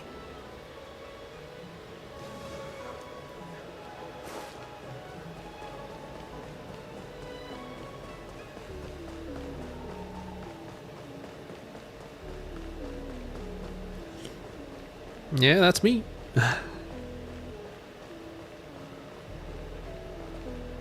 Oh, you moved. Now can I actually describe the sights to you? Hey, young friend. It's been a while. How do you know it's me? And you know me? Everyone does. You're the hero who rescued the Vidyadhara healer lady in Exalting Sanctum. I heard from other alchemists you have a prescription you wish me to assess. Can you read it to me? Sure. Will you be able to remember it all? Don't worry. I've trained myself to remember everything I hear. Uh-oh. You read the prescription to Danshu. A strange and dangerous prescription, but I believe I understand the pharmacology. It involves drawing upon the strength of long scions to attain the power of ascension. The specifics, however, will require further investigation. This will take some time. I could hardly happen upon Vidyadhara bone marrow and test the prescription myself, could I? Leave your contact details with me. When I've completed my assessment of the pharmacology, I'll get in touch with you.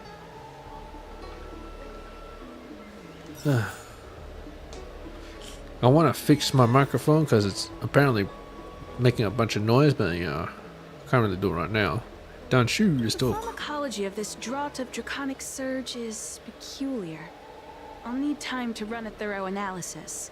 When I have a conclusive answer, I'll contact you immediately. Someone gonna play this? I guess it's technically being played, but who contacted me? See Kui. Cascade, leave work right on time. Oh, it's her. I'm Sikui, Chief Secretary of the Skyfaring Commission.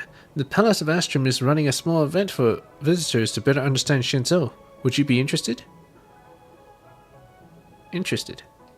A dreamy one-day tour with you? Oh, yes. Is it where I get to enjoy the luxurious Shenzhou life of my dreams? Where'd you get all these ideas? I haven't even said anything. I don't know if you've met him before, but the Skyfaring Commission... Okay, I can't really read that fast. Can you slow down? Has a speed tester named Tantan. Yeah, I heard it. I met him before. He'd hoped that the public could have actively participate in the traffic management and become more aware of potential road hazards. To that end, he is planning a Shenzhou speed tester experience. There are too few attendees because the event is too boring. Alright, so madam, you can't ask me to help her get more people. Would you mind attending this? Pretty please? All you need to do is record the traffic flow from Starskiff Haven. It's simple work, just stand in the lane and count. You're funny one bit. Must you use people for this? Are you just asking because you're... So you never share good things with me, but always ask me to help when you're in trouble? This is a good thing. Trust me, all the projects have a set budget. The fewer people involved in your project, the more individual benefits you'll get. If you're ready, please go find Tantan. Fired. Wait, what? I haven't even worked there and I'm already fired? Oh my god. Anyway, let's get the most out of today. Probably we'll get to Interrogating Kafka. Oh, what's this? New message. Greetings. Master Diviner asked me to wait for you. It's about time. Can't go. I'm busy right now. Huh? Greetings. Master Diviner asked me to wait for you. It's about time. Can't go. I'm busy right now. Wait, what? Still, I'm still confused. Okay. What does that mean? It's just a picture. Wait, Tingyu was with us the whole time? Meet someone there? Also, well, It's yeah. like one of those messages a kidnapper sends in a horror movie. That's enough of that. Come on, let's go. Yeah, I know where you live. Use the photo received in your phone to find the waiting messenger. Oh. Yeah. Is she over there playing mahjong? Oh my god. Hurry up, Chingcha. We'll be fossils by the time you're finished. I heard there was a disaster in the Divination Commission's delve?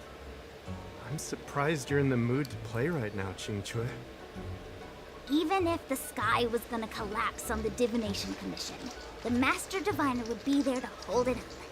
What she lacks in height, she more than makes up for in stamina. Anyway, I didn't come here just to play. She ordered me to wait here for our guests. Time is precious. I'm simply multitasking. Oh, did you win? You're winning? Daughter? It's the place in the photo, all right. Is this a games parlor? What kind of problem can they possibly be facing? I want in. Isn't this hand a problem? I have the worst luck. Oh, hi there! I can tell just by looking at you that you're the Divination Commission's guests.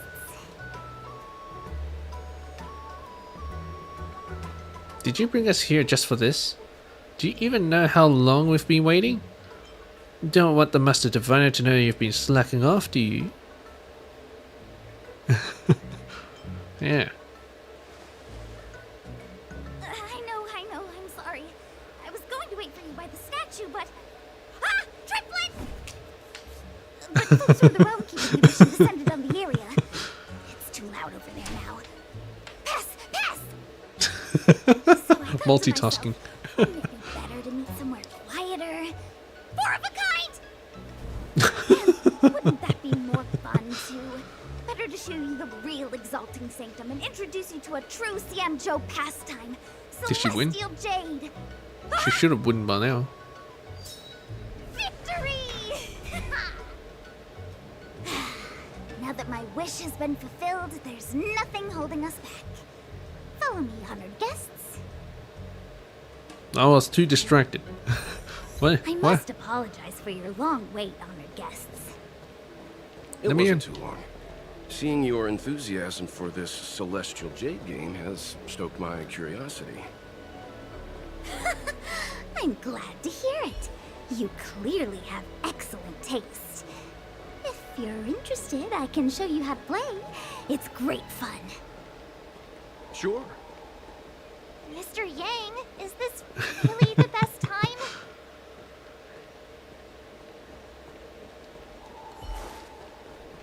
She's great. Absolutely great. Deals a shit ton of damage too. Ah, look. Is that It's a tree. It's an ancient tree. We call it the Ambrosial Arbor. It was once the Xianzhou Lafu's prized treasure. I didn't know the Skyfaring Commission were history buffs. Not bad. Younger generations usually don't know much about it. It's said that the Ambrosial Arbor is an ancient remnant from where the Xianzhou roamed the ether. From a distance, it looks like half a tree stump. But according to records of the early nation, in its prime, it wound into the heavens and from it celestial bodies hung. meaning? Celestial bodies. It means the You mean tree planets? grows as tall as the sky and stars hung from its branches. Oh. So, how big was it? Bigger than the Express? Bigger than Probably. Herta space station? No, that can't be right. It should be bigger than a planet. Stars hung from its branches. Then, how did it fit in the Xianzhou? Way bigger. Technically, any tree in a spaceship fits this description. Sounds like an unimaginably magnificent tree.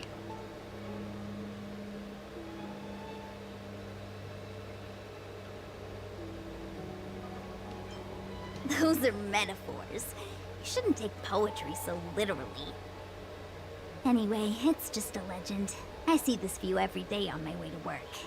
I'm kind of bored of it. Is it always smoking? Let's go.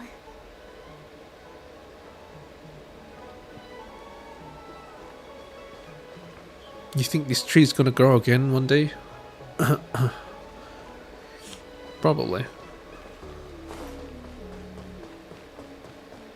I don't believe in Extractor clean to your star skip. We're almost there, everyone. Stay close. Where are we actually going? Divination Commission.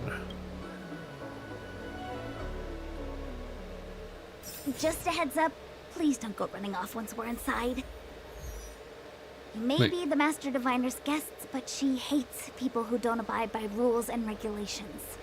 Oh, and people who ask too many questions, not to mention... Please, don't push her buttons. We're Alright. just here for the questioning. We'll leave as soon as it's over.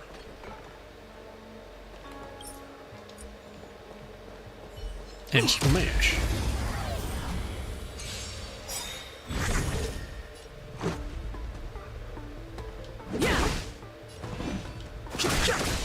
Choose who to strike. Told you I could fight. Too late to repent.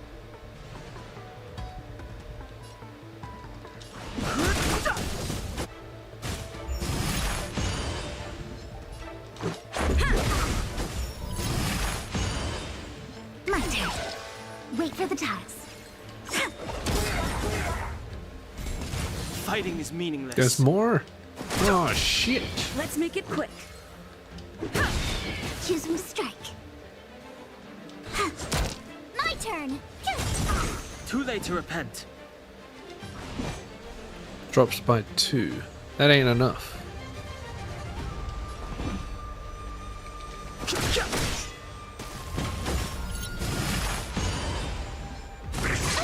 Okay, so it doesn't get frozen, like, it doesn't get its turn delayed, because it literally died at the same turn, so that sucked. We're on a roll. I did too much damage.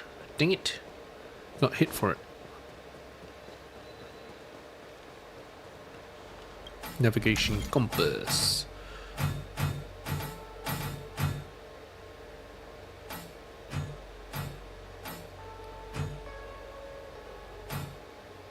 Okay, I can affect the middle. The middle moves independently, the second does not, so we move this one. Oh, easy. In the middle. Done. Board into the jetty. Here's my tip. Just the tip. Looks like these are my tips. Yes. Just another walk in the park.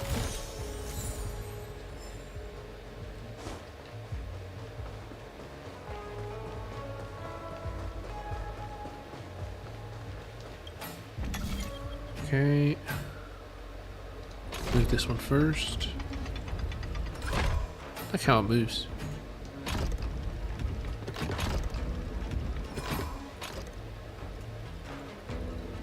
Holy crap.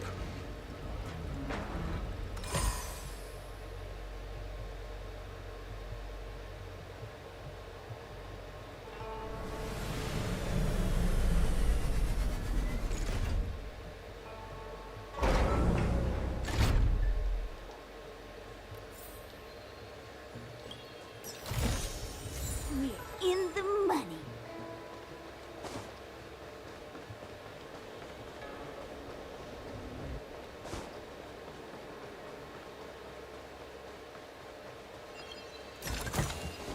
We're in the money.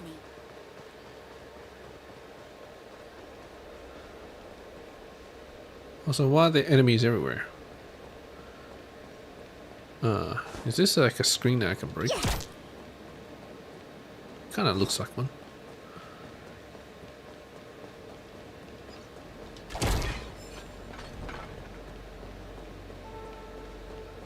I cannot open. Nope.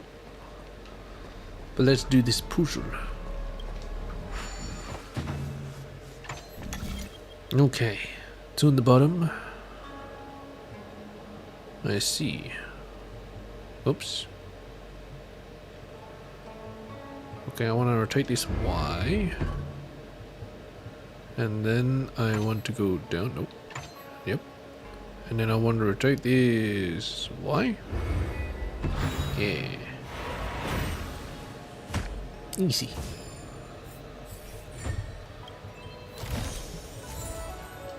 Yeah, that's right, I'm a gamer. Be afraid. Oh no, stuff to read. Inquiry into the gods, the arbiters. Rainbow Arbiter, Lord of the Hunt. We know them as Lan. Them? God of the Skybow. They rarely appear before mortals. Hi, L? Yeah. And the only portents of their presence are vestiges of the Lux Arrow tearing across the sky. Rainbow tirelessly hunts the undead abominations created by Yayoshi, the Abundance. Rainbow Arbiter first appeared around year 3400, star calendar, with their sky-shattering Lux Arrow severing the Abundance's ambrosial arbor. Since then, the Shenzhou natives had risen out of chaos, madness, and decline. This also marked the formation of the Alliance.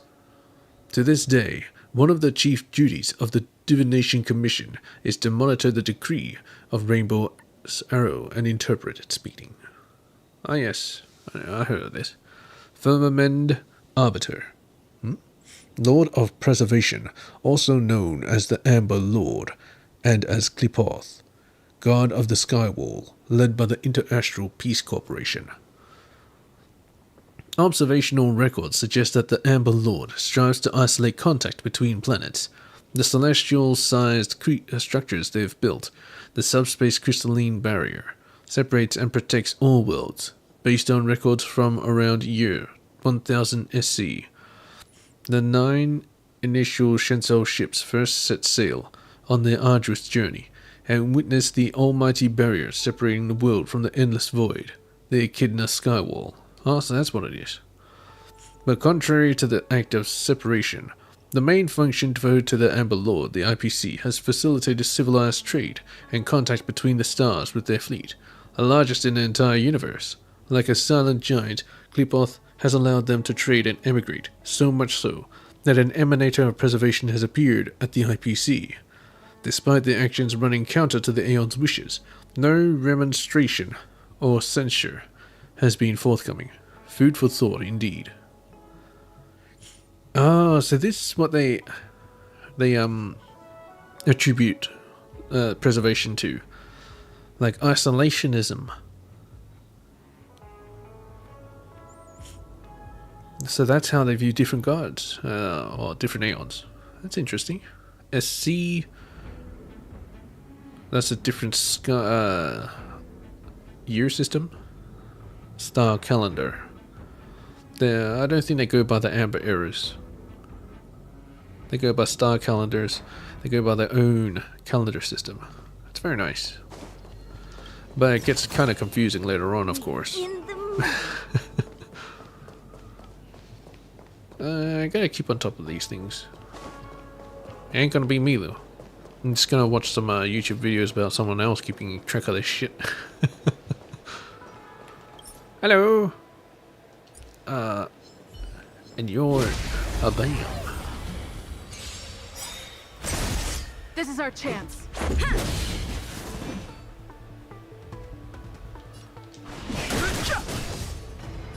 That's pretty good.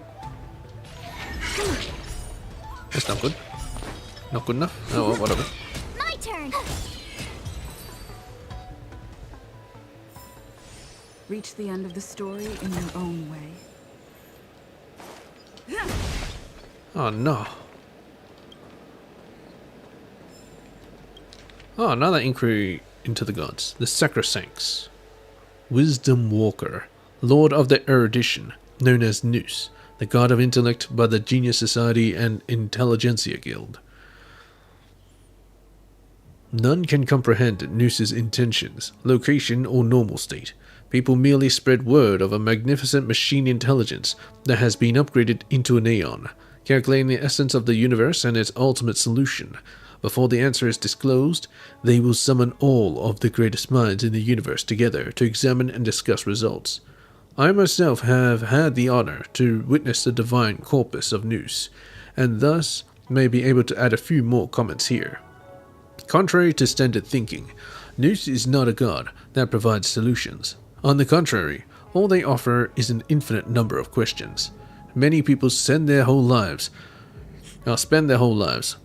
walking through a fog of ignorance, eager for knowledge but unable to find a proper approach. They are hindered by things such as precedents and knowledge.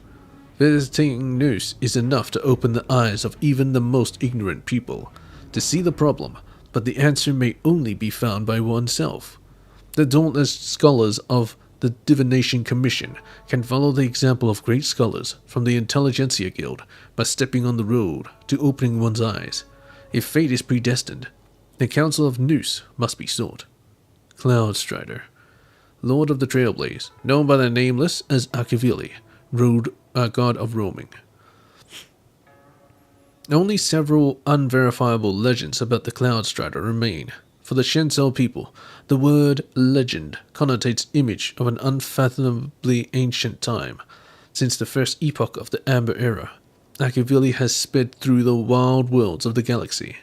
It's precisely because of the Nameless and their existence that those isolated worlds scattered throughout the Dark Galaxy are able to know each other. The Cloud Strider's most important miracles have been creating the Chromatic Echelon and Star Rail. Chromatic Echelon. Legend has it that the Chromatic Echelon is a key component of laying the Star Rail network. Ah, it builds the rail. And the Star Rail itself can connect distant galaxies by means of a mysterious mechanism. Be it the Interastral Peace Corporation of the Shenzhou, the safe routes we all rely upon today all follow remnants of these star treks. If Akavili had never fallen, it's hard to imagine what contact between the planets would be like today. Based on the Shenzhou Yutre's latest intel, the Cloud Strider's Chromatic Echelon has reappeared after thousands of years. Abominations run rampant, and the Legion ravages the people. In these troubled times, what can the Nameless bring to the galaxy? I can scarcely imagine. I wonder if the Antimatter Legion uses the Star Rail as well. Anyway, Joy Seeker. Lord of the Elation, known by the masked fools and mourning actors as Aha, God of Tricksters. If we lay out a spectrum from mortal to Aeon, based on an Aeon's modus operandi, then Aha is an Aeon who is closer to the mortal end of things. They play with the love, hate, joy and sorrow of intelligent creatures to subvert and shift fate. As their followers put it, they enjoy this and even manifest in human form sometimes to catalyze the change. It would be wrong to assume that the Joy Seeker is a jester among the Aeons. Yes, they can't really perform earth-shattering miracles like the Rainbow Arbiter or the Firmament Arbiter. However, by using their invisible hand, they can imperceptibly influence the movements of all living things. This demonstrates an extraordinary and delicate manipulation of reality. For example, during Emperor Rupert's campaign, Aha's believers kicked off another riot after the Philosopher Union was reduced to the domain of inorganic life, infecting the Conqueror's computer systems with another troll virus called the Philosopher's Poison and overthrowing the local robot army. Similar miracles abound, and tiny ripples eventually become a tsunami that can shake the whole world. This is Aha's style. Wonder Gazer, Lord of the Beauty, known as Adrilla, God of Beauty by the Knights of Beauty and the Mirror Holders, known on some worlds as Anne Durai. So far the Knights of Beauty have been disbanded, leaving the Mirror Holders to wander the stars, searching for their holy relics. All of this serves as proof that they have fallen. But my documents exchanged with the Intelligentsia Guild mention that the relics of that Wonder Gazer can be found intact. Their beautiful countenance will be able to reappear. According to ancient myth, Adrilla once attributed the beauty of all the star zones to themselves, showing heroes, villains, and mortals the meaning and aesthetics contained within the cosmic landscape, and driving them to complete astonishing, but often devastating achievements for Adrilla's own pleasure. This myth may reveal the true meaning behind the beauty's path, the integration of consciousness, insight, and values. Beauty is a bit of a tricky one. Still don't quite get it. I don't think it's like a physical beauty, but it's more like the idealism of beauty. So strange. Yeah, it's locked. Oh, let me guess. The gate isn't working? I don't understand. It's never been locked before. And no one told me to take a key. Well, maybe you should have defined it. Hey! I know the food here sucks, but that's no reason to shut the gate on our guests! Are you really from the Divination Commission? Yeah, is it possible you were fired? Maybe something happened inside. No way. She's Look at this already music. demoted me to managing the repository. What else does she want from me? There's no need to panic. Is this okay? Qingque's music? This is the only entrance into the Divination Commission. I know an emergency access.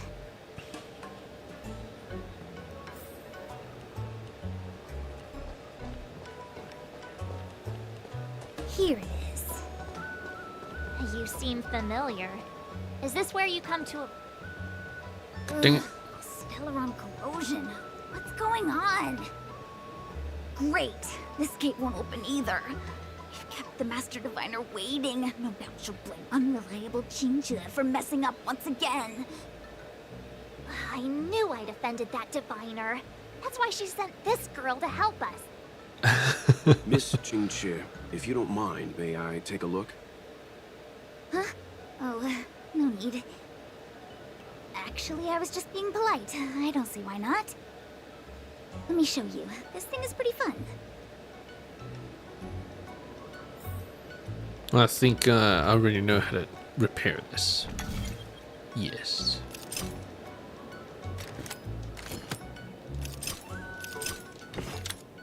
Wait, where am I supposed to go? Alright. Into this one.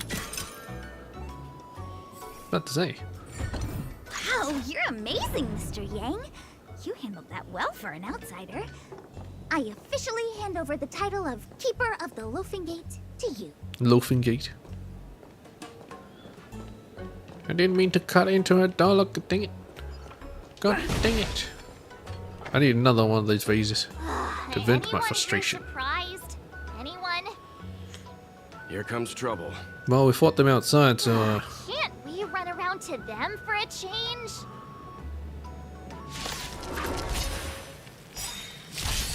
Let's go. be nice if I actually had a...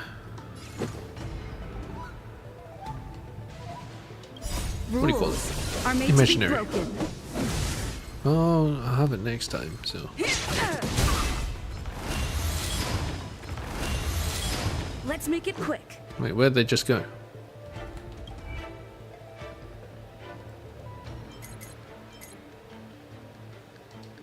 Maybe I should have read up on them. Oh well, whatever.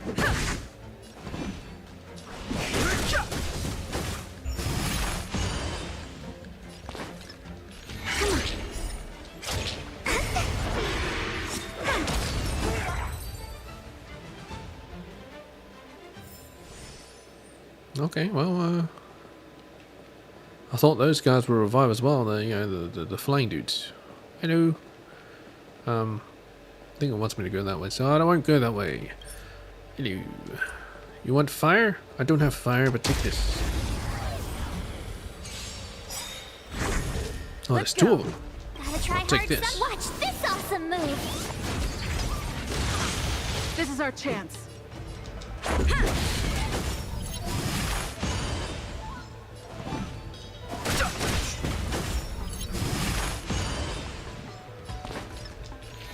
Gotcha. My turn.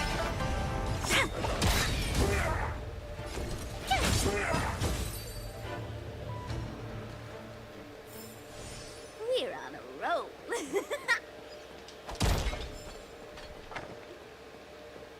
Oh, it's just a chest here. I'll take it. See? Always pays to explore. Okay, there's nothing up here. There's this. Oh, might as well break it. Oh, wait a minute. There's enemies here. Well, anyway, let's read up on this guy. Disciples of Sanctus Medicus. Ah! No wonder.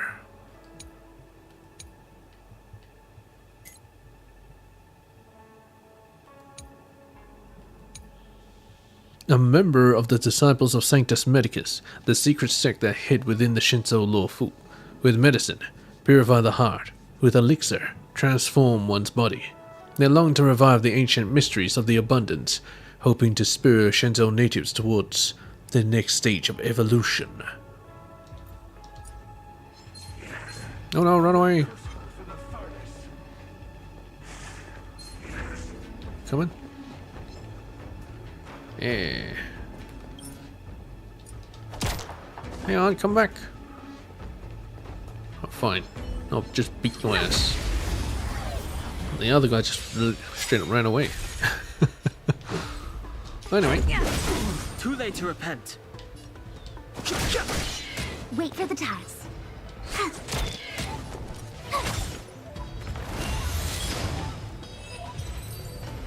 What is that move?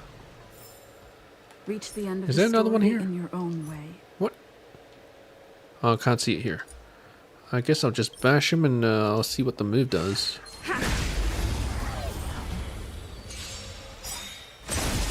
Let's make it quick. What is that move? Let's see. Ability. Core Rupture. Upon receiving a killing blow, this unit deals lightning damage to any targets that were inflicted with a Spur of Thunderwool by them. Afterwards, Spur of Thunderwool on these targets will be removed. Oh. Okay.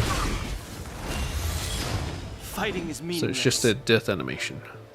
Sorry, bruh. Choose me strike. My turn. Oh, good dang it, it killed him. Damn it.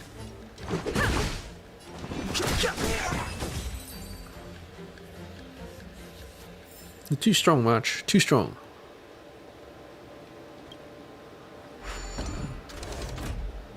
Let's do this. This will strengthen our position. Let's do this. Nice. Wants me to go there? I won't go there. Wait, Cloud Knight? Hey guys, what are you doing over here? Hello. I'm sorry, the Cloud Knights have orders from the Master Diviner to secure the Commission's safety. The area up ahead is temporarily closed. Okay. Yeah, you guys could have actually at least protected the square. Yeah, whatever. There's apparently a puzzle on the left. Ah, it's a burb. Oh, and something to collect. Alright, fine. History of the Shenzhou Three Sufferings. Ah, yes, I heard about this. Year 2605, star calendar. At the end of the year, the lawful introduced its Yellow Jacket census, an almanac, advising of all death revitalizations on Shenzhou for this year. 2606.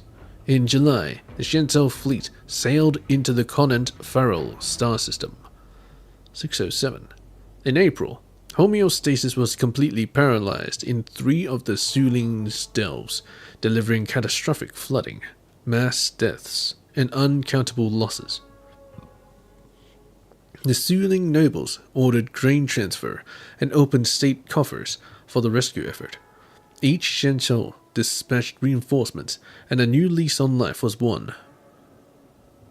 In December, the Yao Qing, the Chu Ming, and the Fang Hu all introduced their own Yellow Jacket census and almanacs, advising of all death revitalizations on Shenzhou for this year. 2608, no major incidents this year. 2609, at the end of the year, the Yuchue, the Yuan Chao, the Kang Cheng, and the Suling all introduced their own Yellow Jacket census and almanacs, advising of death revitalization for Shenzhou this year. 2610. In June, the Law Fu held a celebration in search of endless lifespans, granting amnesties and reveling in wine for 30 days. Each Shenzhou dispatched delegations to celebrate together. 3061. Oh, that's a lot later. In May, the course rioted in the Yuchue, and was suppressed by nobility. 602, 3062, 3062. In April, the Yuan Chao course rebelled, and the nobles suppressed them. In July, the Yuchue course rebelled again, and the nobles suppressed them. What's this course? Why do they keep rebelling? 3063. In August, a businessman was assassinated aboard the Yao Qing, plunging everyone into turmoil. Just one businessman was assassinated? Everyone gets into turmoil? In November, the course rebelled again, attacking and killing elites. Troops later quelled the riot. 3198. In February, the Shenzhou fleet was embroiled in chaos. The course master messaged each ship in denouncement. The venerable have long feasted on their blessings of the abundance, holding the balance of power and enjoying exclusive wealth with their long life, high status, and hearty meals and secret ways. And you view us coarse and young as worse than animals. You suffer from Mara, and the whole world is riven by chaos and disaster. You righteous ones should not sit there, doing nothing, but instead rise up to effect radical reform for the good of all peoples. So they launched an assault on the Juming, holding up in a delve with an expeditionary force to fight against the nobles. Each Shenzhou was shaken to the core, and as more reinforcements arrived, the situation grew worrying.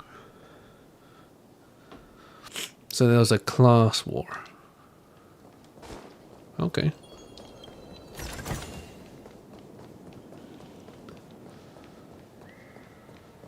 Oh, I want to continue, but I need to go to the toilet. I might just have to leave it here. I'll try and come back as quickly as I can, but no promises. So yeah, feel free to check back in later.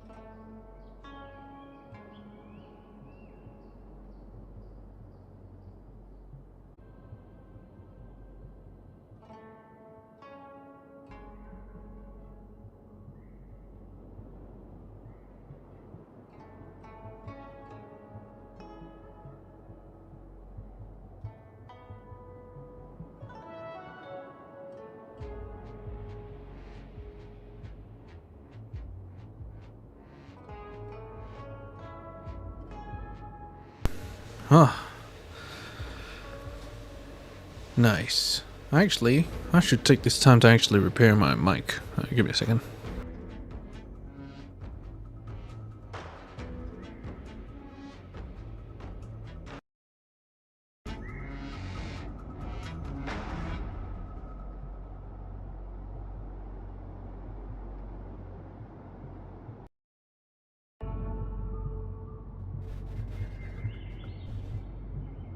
Okay, that repaired it.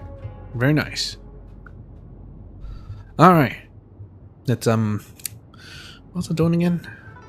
Oh yeah, assignments.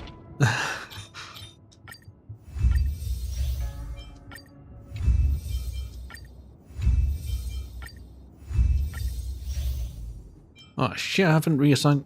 Damn it.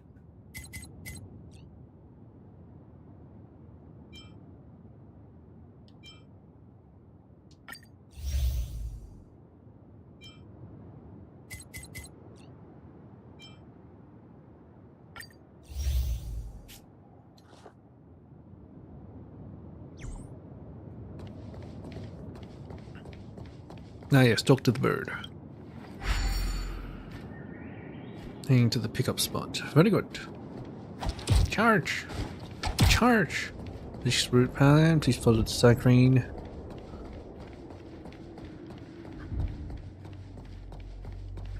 Picking up delivery.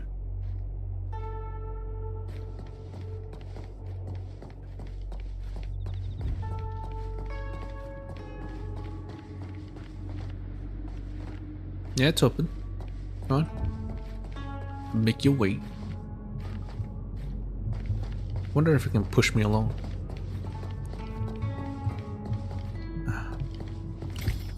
Oh, well, whatever. Oh, and the actual crate appears. The tiny ass crate actually appears. That's kind of nice.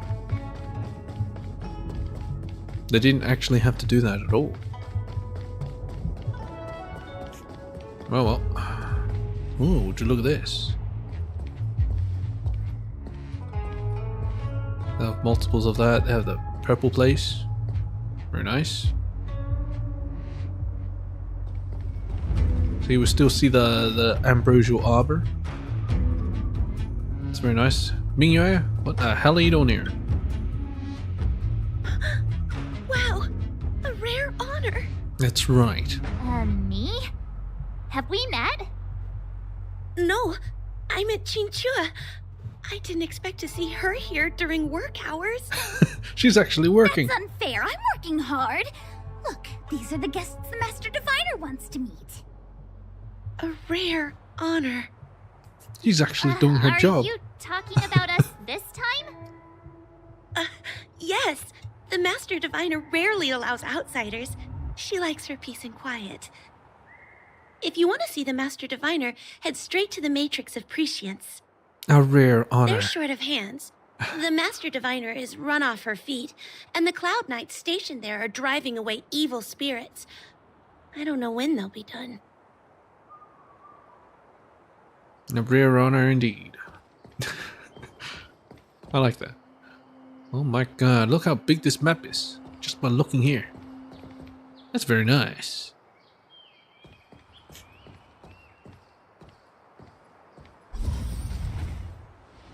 This is the Matrix of Prescience, a large-scale Jade Abacus calculation terminal. Prescience. It's the pride and joy of the Divination Commission. I would have said it's pre-science. We've heard the term Jade Abacus a few times now. Would you mind explaining what it is, Miss Qingque? Well, we read about it, but a Jade Abacus it wasn't is just very... A Jade Abacus. Okay. That's a good question, Mr. Yang. It might take me a minute to give you an answer. Let me think. The book, Glimpses into the Beyond, describes it as living jade engraved with symbols for divination into the unknown. Just like engraving a seal, the craftsmen of the Xianzhou Artisanship Commission carve faint symbols into pieces of jade and then insert them into machines to get them to operate according to a certain intention. Some jade abacuses are small enough to fit inside bracelets and jewelry, We put the bigger ones into instruments of calculation, so we can simulate the future and learn from the past. Take the matrix of prescience here as an example. So it is a computer. As long as sufficient information is provided, it can answer questions on anything, from the evolution of natural phenomena to the metabolism of living things. They say the theory behind the symbols was handed down by Noose, the Wisdom Walker. The principles are so profound that in the Divination Commission, only the Master Diviner truly understands them.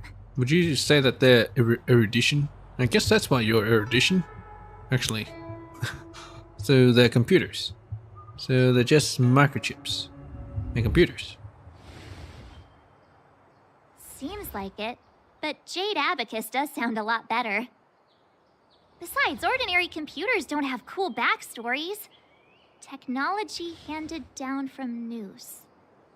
Huh. Even in Madame Herta's space station, I never saw anything related to Noose. Well, it was her. Don't dwell on names. She's as long as the Noose. machine works, what does it matter whether it's a Jade Abacus or a computer? Just like today, would it have mattered if Baichue had brought you here instead of Qingchue? It makes no difference at all. Actually, We're it might almost have. at the Matrix of Prescience Core. The Master Diviner should be waiting.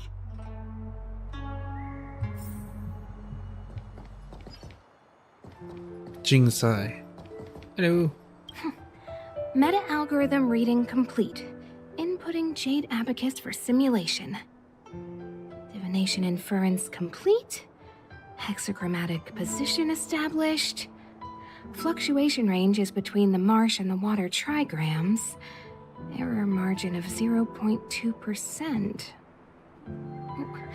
The algorithm is correct, so what's interfering with the instruments? It's me. Look at these things. These things look a little weird. What's even in them?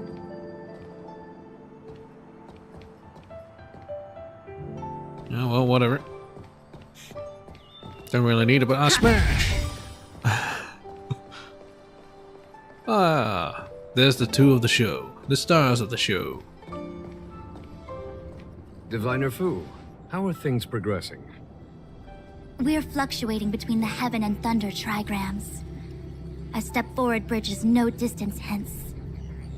And for those who don't speak Fu Shen? It's an utter disaster. Great How's rule. that for a Divination Commission fortune? How's that? The Matrix of Prescience has No, stopped whatever. operating, and the symbols have dimmed. There are Stellaron spirits wreaking havoc inside the Commission, and the Cloud Knights are struggling to protect civilians. I want to restore the Matrix of Prescience, but I have no forces available. And on top of all of that, General, we still have to deal with the Stellaron Hunter you handed to us. If that's not an utter disaster, then I don't know what is. But you're Fu Shen, the seer. The boundless, omniscient. Bringing luck and avoiding misfortune is your strong suit, isn't it? You don't need to flatter me, General. It's natural for fortune to fluctuate. There's no escaping it. The Divination Commission simply does its best to uncover the good and the bad and then make the right decisions. We have no magical means to turn the tide. And that is precisely why we need you in charge. When it comes to handling clairvoyant Stellaron hunters, who better than Fu Shen the Seer? As for reinforcements, you didn't think I'd be unprepared, did you? Look, help has just arrived. Master Diviner, I brought you the guests. Though, it wasn't your order I received. So, General, even guests are on the payroll these days? Well, since they're here already, I may as well make use of them. Better get paid for Entering this. the Matrix of Prescience without my permission is a breach of protocol. Would be an ungracious thing to say in the present circumstances. I admit I'm pleasantly surprised to see you here. Dang straight. Qingchue is often unreliable, but she comes through for us when the need arises. Glad to have us as your errand runners, aren't you? I thought you were going to have us escorted out. I was waiting for the Matrix of Prescience to resume operations so that you might gain insight into my divination techniques. It was rude of me to keep you waiting so long. No need for the formalities. We heard what the General said. If you need something from us, just say the word. Very well, then I'll keep this brief. The Divination Commission is currently understaffed. I need your help to restart the Matrix of Prescience's space terminals and eliminate the Stellaron spirits along the way. Won't we be breaching Shinso's secrets in the process? I don't know of anything about this Matrix of Prescience. Jing Cui will accompany you. She'll be in charge of restarting the terminal. As for eliminating the spirits... Psst. I hath divined our future. We are destined to be errand runners. Forever. Just say the magic word. I'll be 500,000 credits. What? Which magic word? The universal one? Please?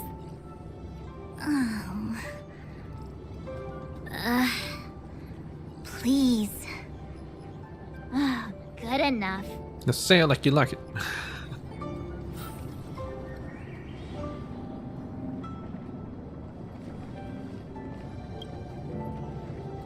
Is this what I get? No reward and a bunch of extra work? Yeah, doing your job. The Master Diviner wants me to restart the Matrix of Prescience's base terminals. And bring you along for the ride. She's so short. Your time to shine. Chance to impress the boss. I sense a promotion and a raise. I worked so hard on getting transferred to the repository. It's the best place to slack off and be invisible. Now I actually have career prospects. This is terrible. If I screw it up, they might fire me. But if I get it done right, they'll send me more work. I'm gonna ask more questions next time. I could be playing Celestial Jade right now. Indeed you could. We just need a fourth. Ah. Hello, Jingyuan. You'll be the fourth. Hey, Fushuan. Jing Cui, restarting the base terminals will be your responsibility. Oh, and forget everything you saw and heard just now. Wait, so forget about the part about restarting the terminals? It's been a while, my astral guest. Yes. Thanks to you, the Lawfu has successfully brought Kafka to justice. I am truly grateful. There hadn't been a single Stellaron hunter arrest since the Inter-Astral Peace Corporation issued their bounty. This is a victory for the Xianzhou.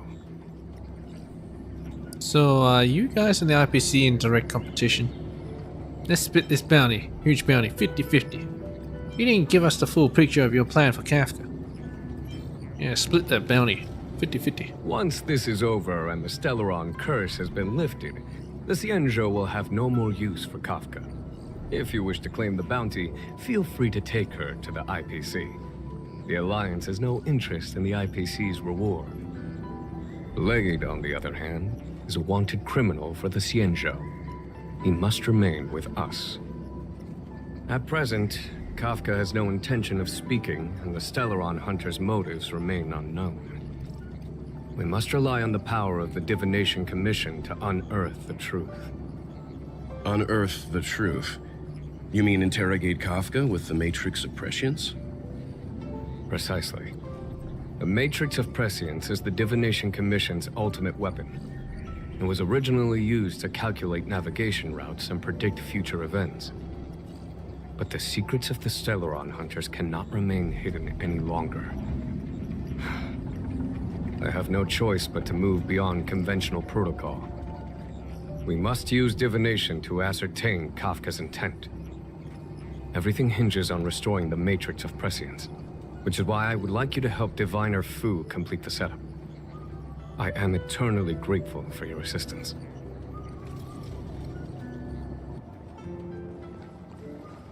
Would anything happen if I step in? Ah, can't step in.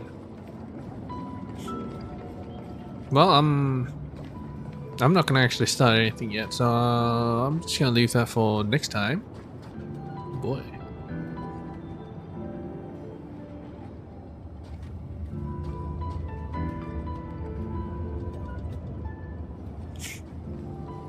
Anyway, let's see what I gotta do.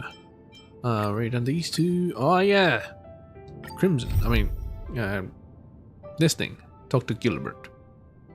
Ah, this guy again. Let's do a daily commission. Let's just finish off the dailies, and then that'll be this done.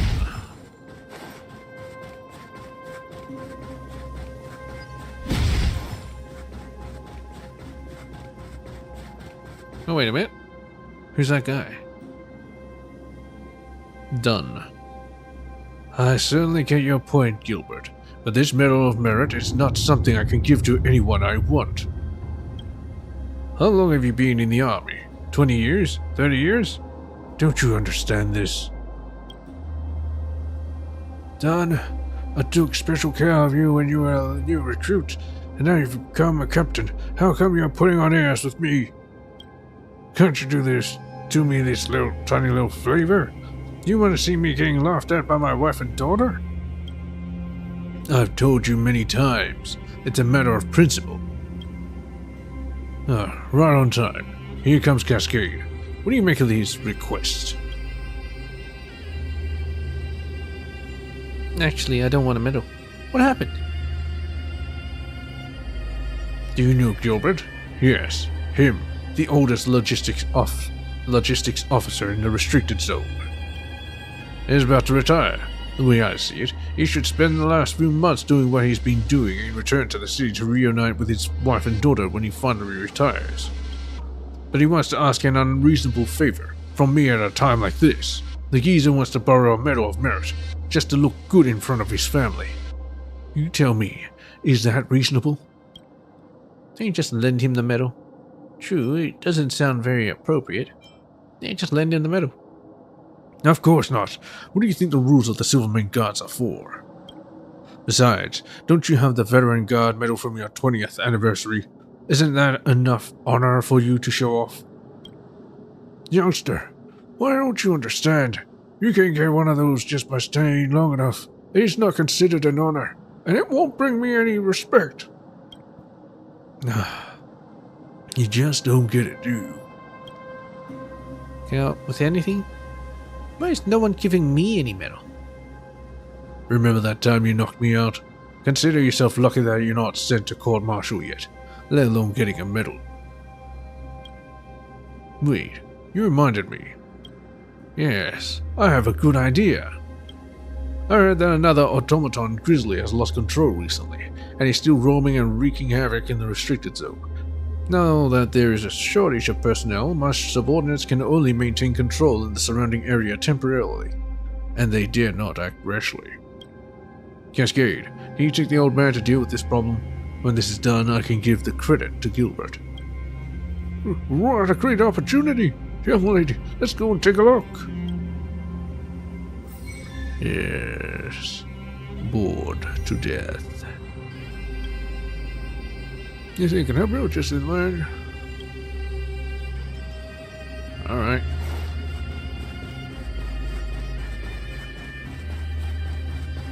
Let's see if we can teleport there again. Nope.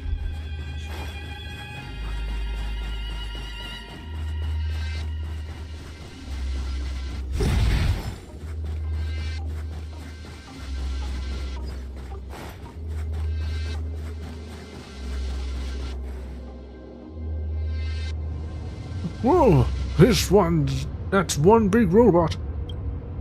You've never seen a model like this before? It's nothing I can't handle.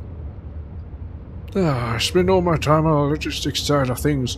I don't really get any chance to see an advanced mechanical war machine like this. So, you're gonna fight that thing? I'm ready. You guys go first. I'll support you from behind. Stay alert. Nice. Rules are made to be broken.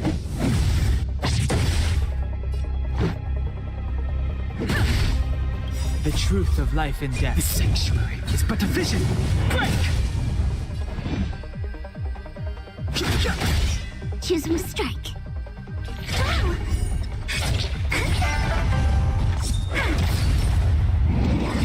That's great. Detonation. Gotta try hard sometime. Watch this awesome move. Look at the draw. Please. And victory!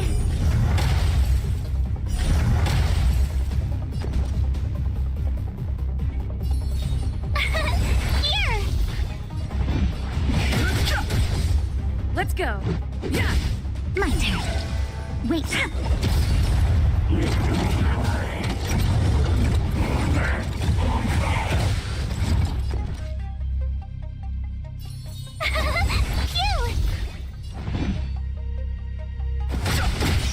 Let's make it quick. They come. Annoying! You can't run!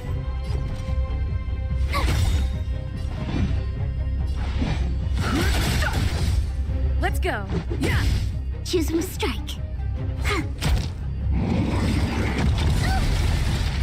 Try that again!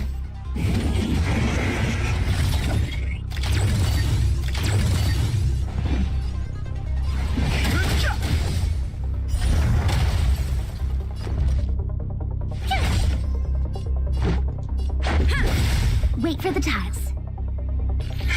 My turn.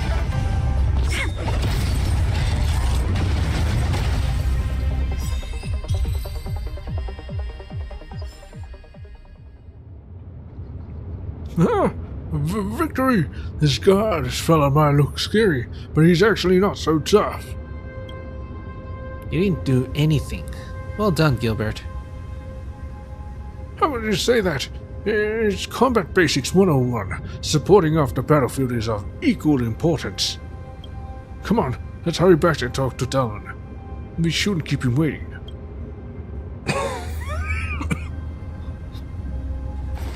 No. Too much talking.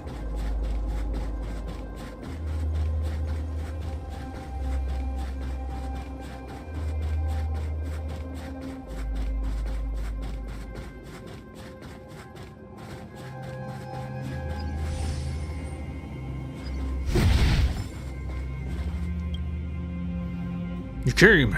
Even though we faced off against each other before, please allow me to reintroduce myself.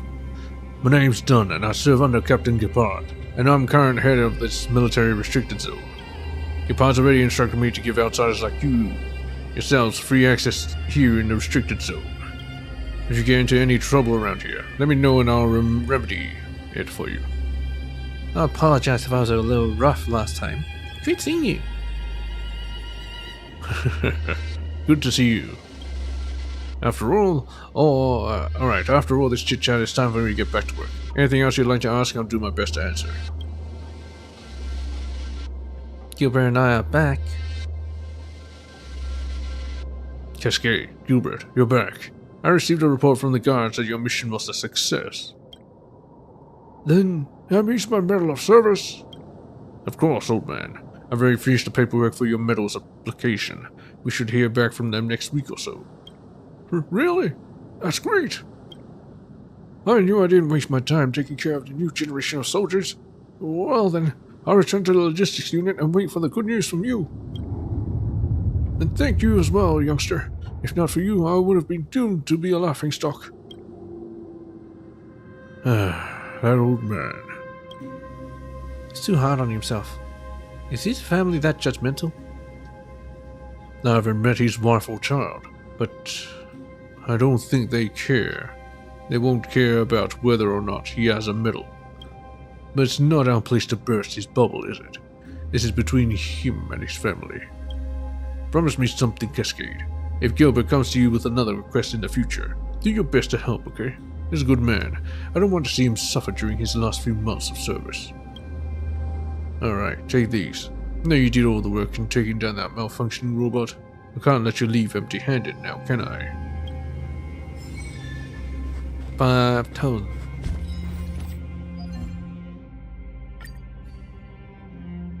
Okay. The last one, I'll do it. Oh no, capped. I'm capped. I'm capping. Let's see. Who do I want to get traces for? Seems like it's Qingchui. You get 6 for the first.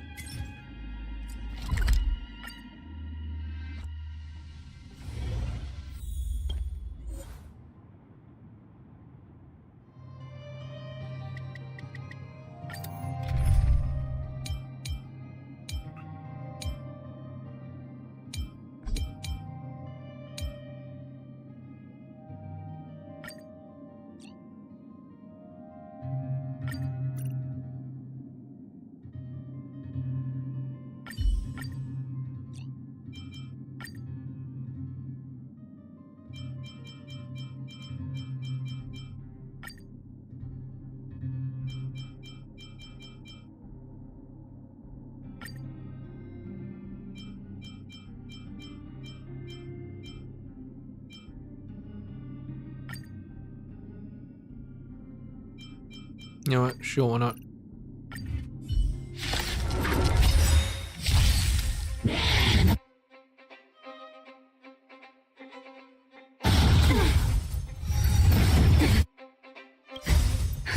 Just a little something. Think nothing of it. Much obliged.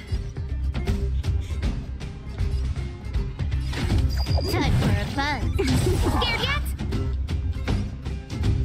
Who will it be? You won't get away. That'll take more than medicine.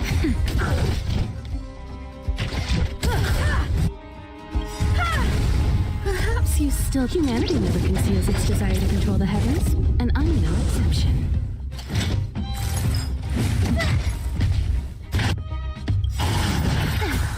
Everything is ordained. Oh, stars, give these trailblazers your blessing. Can I have fun this time? Time for a buzz. That'll take more than medicine. Nap time.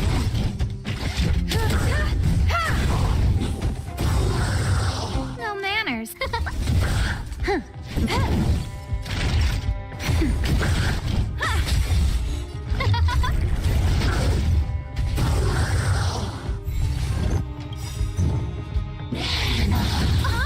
This combat needs optimizing. This is double speed. You won't get away. You took the bait. Time for a buzz. Scared yet? Quantum Breaker. Who will it be? Naughty child. Nap time.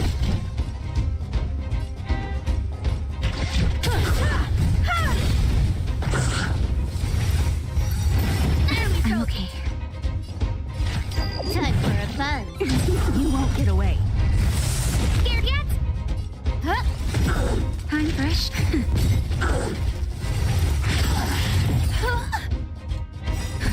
Just a little something. Think nothing of it. Saving me won't earn you any favors. Can I have fun this time?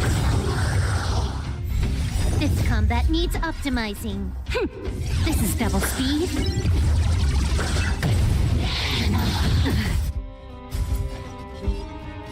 Time for a buzz.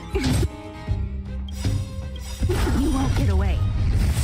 Perhaps you still... Humanity never conceals its desire to control the heavens, and I'm no exception. Everything is ordained. Oh, stars, give these trailblazers your blessing.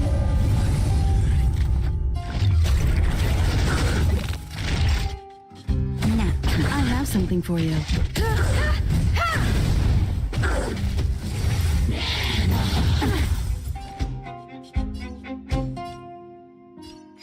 Time for a buzz. No manners, huh?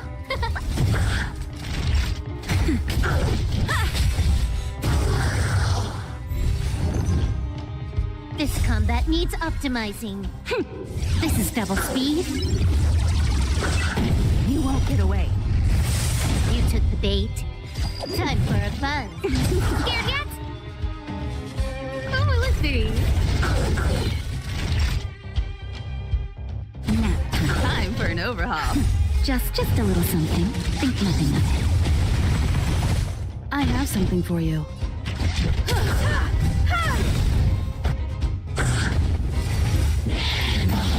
I'm okay. Perhaps you still... Humanity never conceals its desire to control the heavens, and I'm no exception.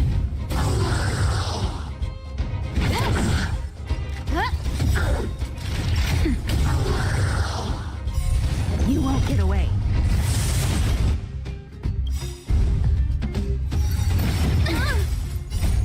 Oh, stars, give these trailblazers your blessing. Huh. More enemies. Time for a buzz. Scared yet? This combat needs up. This is double speed. You won't get away. Scared yet? Nap time. Can I have fun this time? Time for a buzz. Who invited you? Who will it be?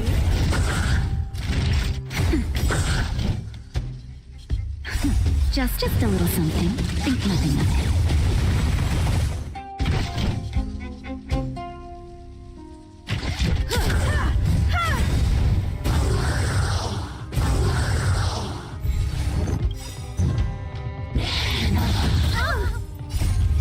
Humanity never conceals its desire to control the heavens, and I'm no exception.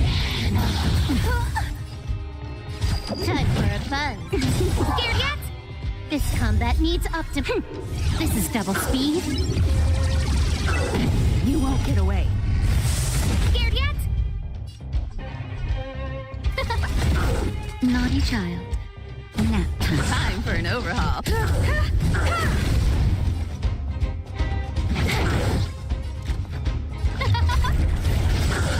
Time for a shot.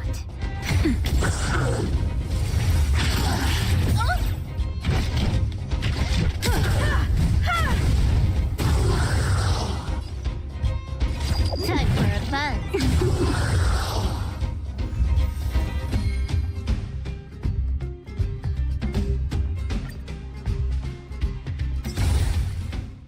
Good thing. Takes so long. Anyway, that is done.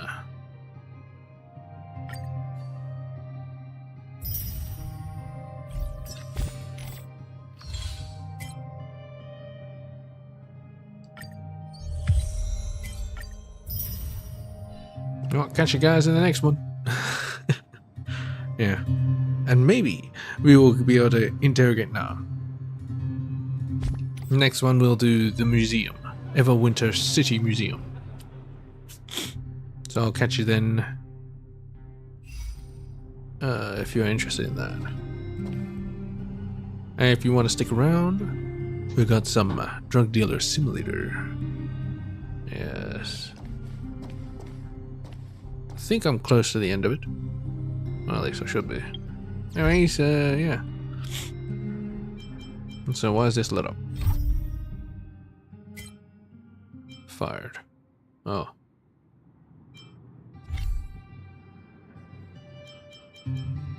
Achievements. Quantum Breaker. Wind Watcher watches you.